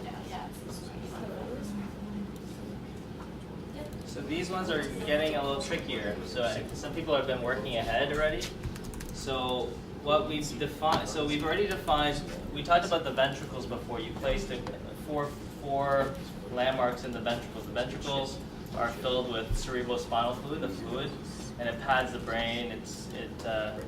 It kind of is also a bit of a, it's also a garbage collector of sorts. But it flows across all the different parts of the brain. So now we're talking about where the cerebrospinal fluid is in the temporal lobes, which are on the sides of our head. And this is a lot of complex anatomy there. There's also the hippocampus. So a lot of these structures are relative to the hippocampus. The hippocampus is right here. It's got a nice view here on the sides. So they're tucked into the temporal lobe. The temporal lobe is here. This is the right temporal lobe again. And this is the left temporal lobe here. So this here, this what we call hypointense, I didn't really introduce that term. That's the idea that it's dark on the MRI. that is filled with cerebrospinal fluid. So we're now placing a bunch of points, and you see there's some complexity in the shape here. So there's an opportunity to put a couple points in these areas because there's a lot of different structures in there. In the hippocampus here, you can see part of the hippocampus here, and then that dark space there, those are the ventricles in the temporal horns. Again, this is the right temporal lobe, and the left temporal lobe. In the middle is the midbrain, which we've already explored, placed a lot of structures. Any questions just looking at, anybody wondering what anything is on the views that we're showing right now? There's a lot of information, but over time, you'll get it.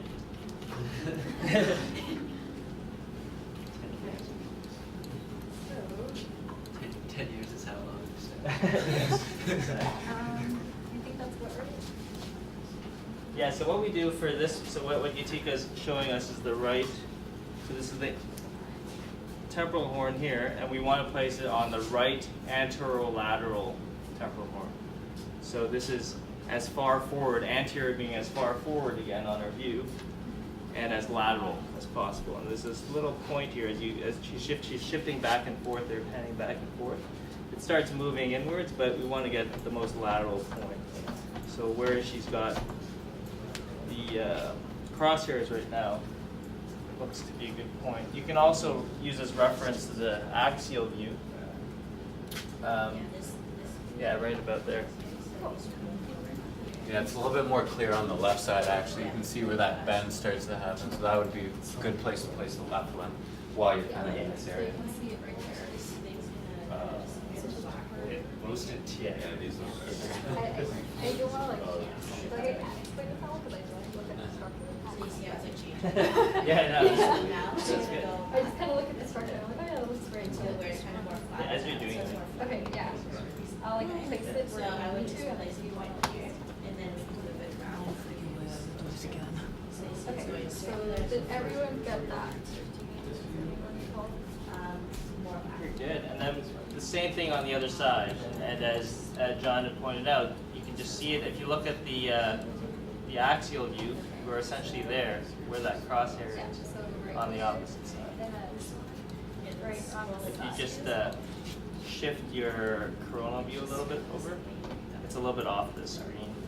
Yeah, perfect. Yeah, you can see that little curve there is what we're going for. Where to put there at that curve? You can see Well, that's 22.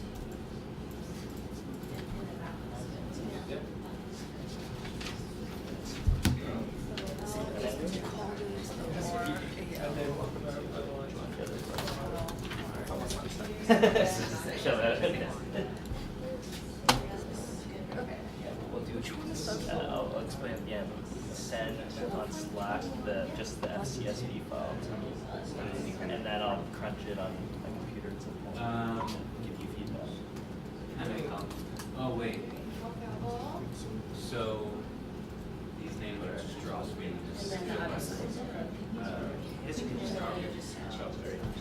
So the next one, we're going to do 23, so that's the right. Okay, one more second. Or you can don't want to, but just make sure these are all numbers. Yeah, so all let's see how you went from 11 So what I know. RMB, so do 11 all the way up to there. Here you're not essential. Yeah, so 21. Where's 21? Okay, 22 just moves to the other side. Yeah, so in the 22 naming should area, be like, we'll ACCC. yeah, you can just drag it. Just drag it Yeah. here.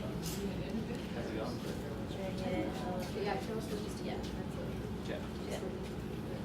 And make sure you put 21 here so that you can. That's the actual. Right superior. Yeah. That is an inferior. And then this one. Okay, so everybody caught up?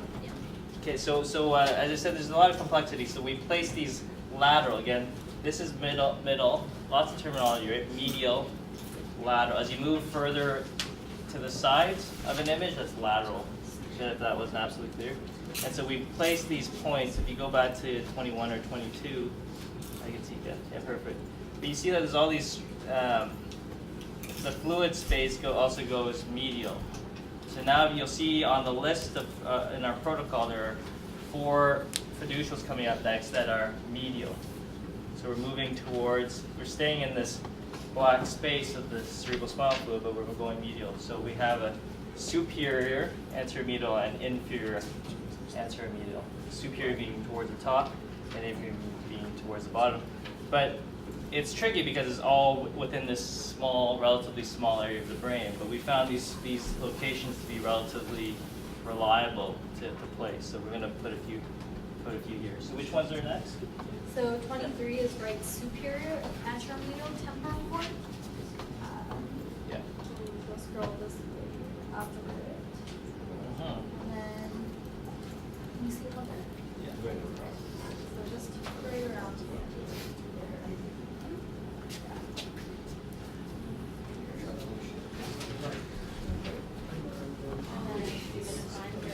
Yeah, so it's just right about here.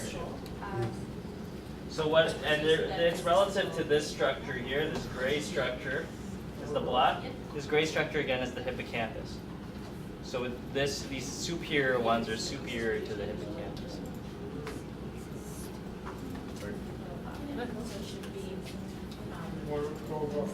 Yeah, no question is silly. So if you even want to come, anybody wants to come up and ask about anything we're showing here, we want to make sure it's as clear as possible. So it's like where And so also, you can also see on the axial image what Gatika's done here. You can see that it moves medially here, right? It moves. You can see how it tapers off into a sharp point. Yeah. Medial. Right there. Should be around.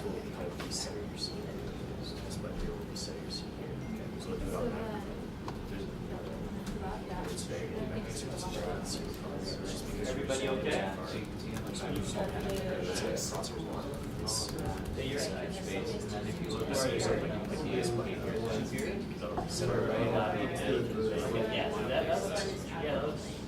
It might be actually further anterior.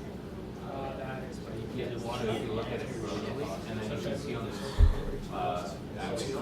the space here, all the way and even on the side as well. So we want to provide kind of right there. Yes. And then do it on others. Yeah, these ones are really hard. I get mixed up all the time. These are the most very That's actually pretty good. You So still yeah, quite a that's lot. really good. I think So right I at think the end. where the variability comes from, they're hard. They're you have to understand the anatomy a fair amount to get it. But you see how you want to focus on it tapers. It's just really it goes to sharp. I mean, yeah, if you have somebody with large ventricles, then in most schools see they're how this kind of goes in. quite. And you kind of want to follow that on the other side. So if everyone got that, now we're just going to do the left superior AM temporal horn. So it's just along this side. If you move to the corner of it, that might help. Yeah, Gatika's right on it there. You can see that there's left-right asymmetry. So it's not as simple as just flipping it over. That the shape of the hippocampus and the fluid space there is a little. You can just subjectively see that they're different, but there's still it still does form a more or less sharp point as you go medial. Yeah, if you like, Yeah, there too. that seems good, right?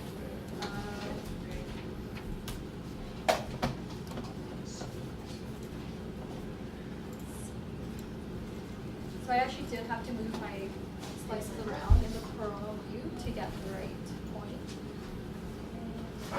Actually, Gatika, could you lock all of yours from 10 onwards? Yeah. It's one of the most frustrating things if you move something. Nice.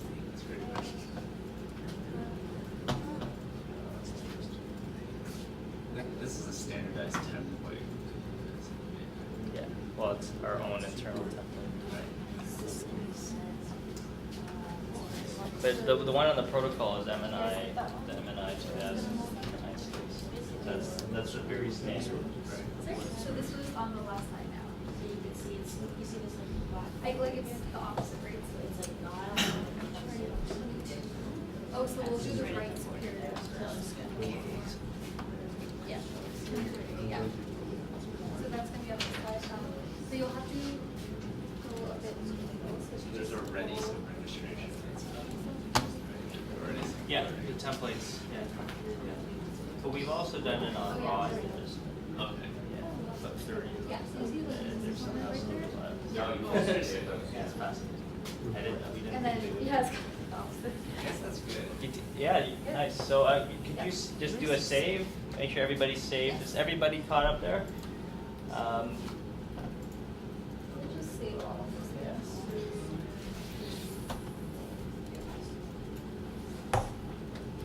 All right. Let's thank Gitika for. Thank you. Feel free to grab coffee. I think I'll just run through these last 8 as quickly as we can. What's that? Here, and then you click, so scroll Yeah. over this little pin structure on each of the, So if you go back. it's in the bar. And then there's a little eye right there. There's coffee. There's So food. you select that eye. But let's get these done. So then, cause it's almost lunchtime too. Right? Moving a bit more in here. Okay, so what Gitika left off getting was the superior landmarks. What we're going to move to now are the inferior landmarks, so a little bit lower than the previous ones. So we're talking about, we're at 25 now. So I go back to the right-hand side. This is the right side again of the image. And what I like to do is, I actually find it useful to scroll through the coronal image, which is in green. And so I scroll back and forth, and what you see here, I'm more anterior now than where I was. This is the amygdala, so this is the structure in front of the hippocampus, just in front. So you can see how this fluid space dips below the hippocampus and amygdala. So this is, when it's below, it's inferior, so it's inferior to where we were before. And so I'll use that shift button to just get a sense of where it is. The other interesting thing, how it looks on these axial images here, is it almost looks like there's a hamburger bun. So there's one hamburger bun here and one here, and there's a fluid space in between. You can see the fluid space more. It looks like there's more burger on one side than the other, but the idea is that there's fluid in the space where the bun is, and we want to place it on the most medial part of this bun, or you can see it here, but essentially where that crosshair is where we want to place it. So that's where I would go. I often, what I do is I jump to it just to confirm. Was that on the wrong side? Was I? No, that's just because it's 25. So jump to the new one, this is the new one. And I look at it on all the views and I really zoom in just to make sure I'm in the right spot. So this is medial. So you can see your hamburger bun right there. That's cool. Medial part of the hamburger bun and really zoom in just so you see it. Alright, does it look like one now? Yeah. And so I find that to be very consistent. So call it 25, and this is the right inferior AM because it's anterior and medial temporal horn.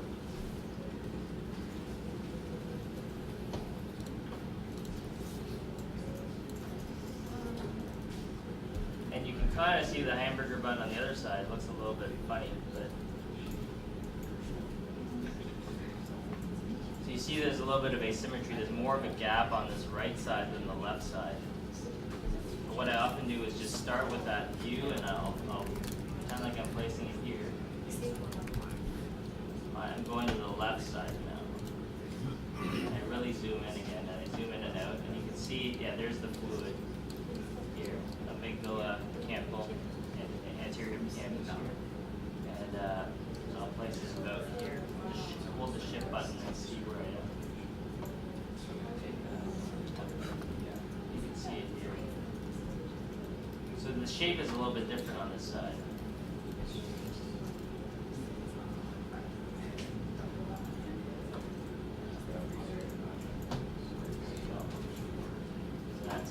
4.6. Left, inferior AM, anteromedial.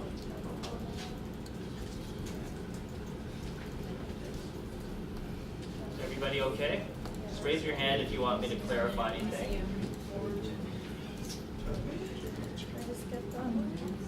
Again, just zooming out. Here you see the right temporal lobe, left temporal lobe. Here's the brainstem in the middle, and we're actually at the level of the pons. We're at the level of the pons. It's okay, just go this way. Part of the brainstem. Yeah, like this is like creasing in another context. It's brightness in one context, and then if you go this way,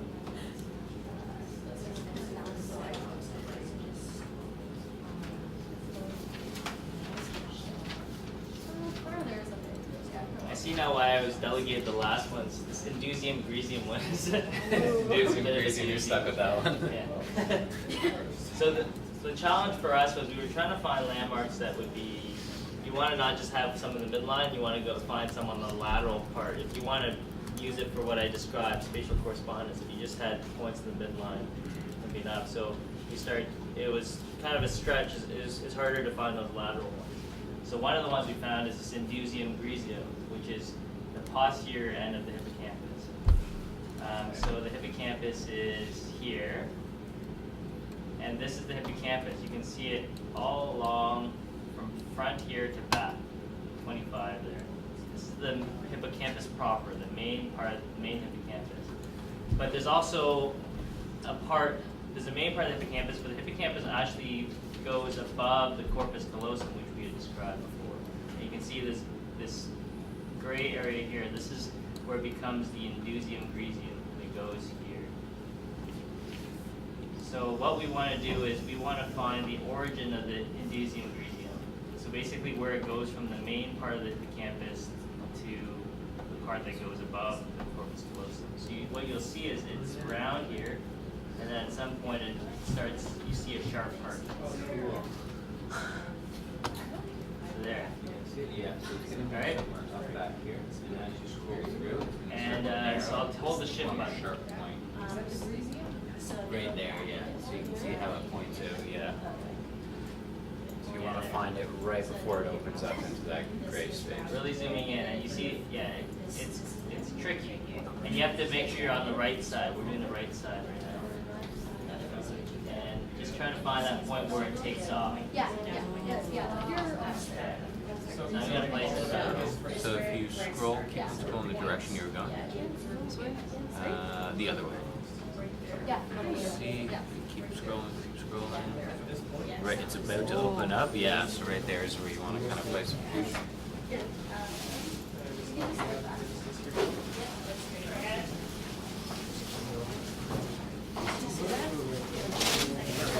Okay, that's the right side of it. And then same thing on the left side. So I'll start off by holding shift. So now I'm now on the left hand side.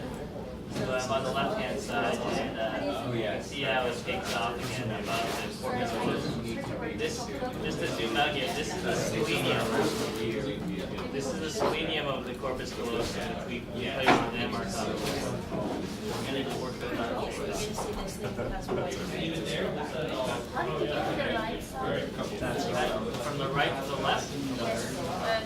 From 27 to 28. I'm just doing 28 now. So what I did was I took where our indusium grisium was on the right. And to get to the left, I just found more or less where it was on the other side, and I hold the shift button. Right, that gets me more or less where I should be on that side. And then I use the sagittal view here to move back and forth. So what I've done is I've found it right there. Shaped off.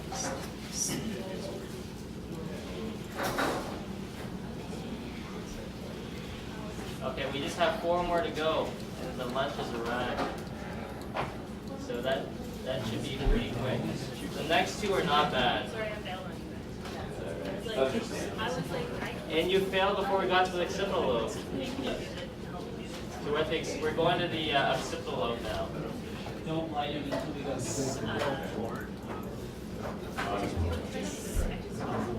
So what you see here, so now we're going to the right occipital. This is the occipital horn. So again, we're focusing on these ventricular landmarks. So this is the ventricle on the right side. So you see how it tapers off as it goes into the occipital lobe back here. So again, I'll zoom completely out. This is the front of the brain, frontal lobe. This is the occipital lobe. And you see these ventricles here on either side. And you'll see that there's a sharp point towards the end. So I'll just hold shift as I move to that level.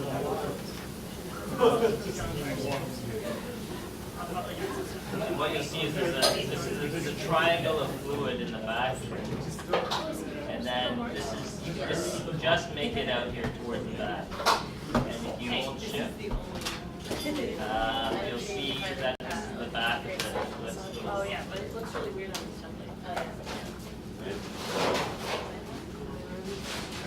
So that's the right ventral occipital. This makes for a fun It's that last slice that you can just make it out. And now we can go to the other side. On the other side, it's much bigger, you see on this template. So we're going to scroll towards the back, and here, Oh yeah, you're right. and then there it is. Like you're on the your right. And then the triangle there. Yeah, so you're on the left.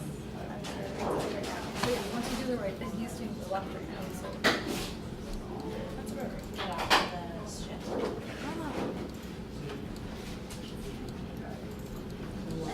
Left ventral occipital.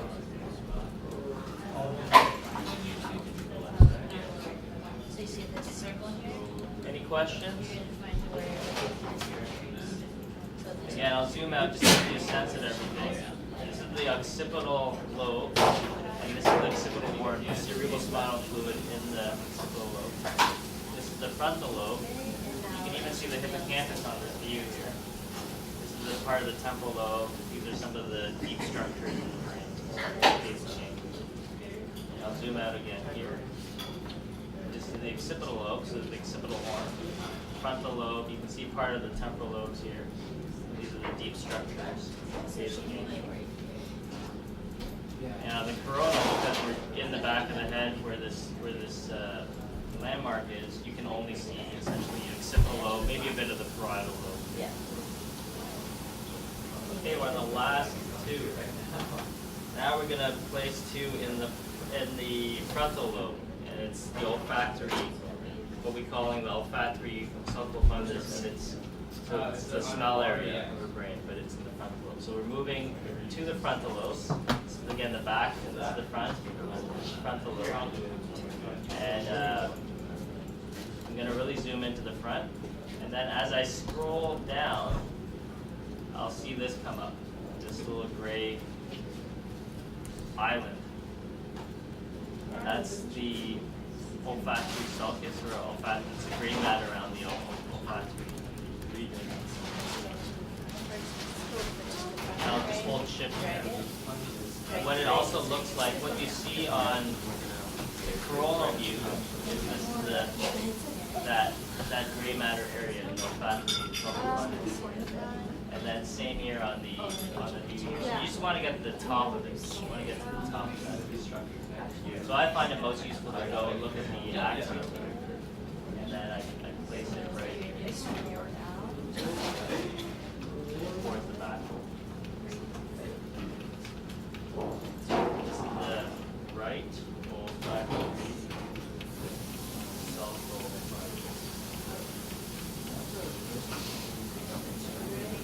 And then it's the same thing on the other side. You can see that we can't see it on the other side just yet. So one way I look at, so I look at the coronal view, I can see the top of that, it's the top, that's the bottom of that sulcus. And so I can just hold shift, so I'm at the top. And you place it towards the back of the structure.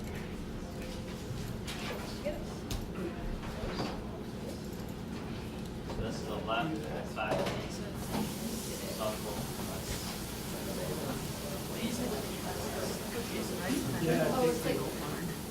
And if you zoom out, again, just to give you a better sense of just the overall anatomy. You can see the ventricles. We had placed some landmarks there before. This is where the cerebrospinal fluid is. So you can see the front of the temporal lobes. You can see the subcortical structures, the basal ganglia. And as we zoom out, we can see the top of the midbrain, here. We can see the cerebellum here, which is the little brain sitting below the cerebrum, or the main part. And yeah, just give you and some lobe back here. So lock your fiducials in place. We're done. So what we want to do is just hit save, and you just want to make sure. So because we made change, you just want to make sure the fiducial file is saved. So this FCSV file. Save it to a location, and you can replace it. So that's it. That's the entire tutorial. What I would ask you to do, if you're interested in getting your fiducials evaluated relative to our normal, like we had a whole bunch of people label these before, then what you do is just go to Slack. Oh, some people have already done this. Like Graydon and Andrew have already done this. So what I'm going to do is go to, you can, if you have Slack, yeah, just hit add, go to, and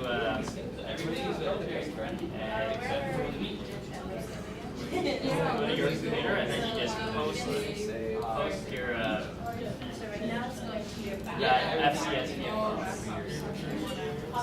I was like, yeah, and then we have there, Dixon's just done it. And this will eventually do it unless it crashes. And there we posted ours. And you see it's just a text file. All that work that you've done just now ends up just being a text file where some information there encodes the location of all the landmarks that are placed and the names. So for anybody who's posted this, at some point during the brain hack, I will run it through my computer and give you an estimate of how well you were the reason. So thanks everybody for your patience. Hope you learned something. You can come talk to if you wanted any clarification about anatomy over the next 2 days, feel free to talk to one of us. We want to help you just kind of consolidate that learning. It's hard to just learn it all at one time. It's repeating in a way to learn this stuff well. Okay, so thanks.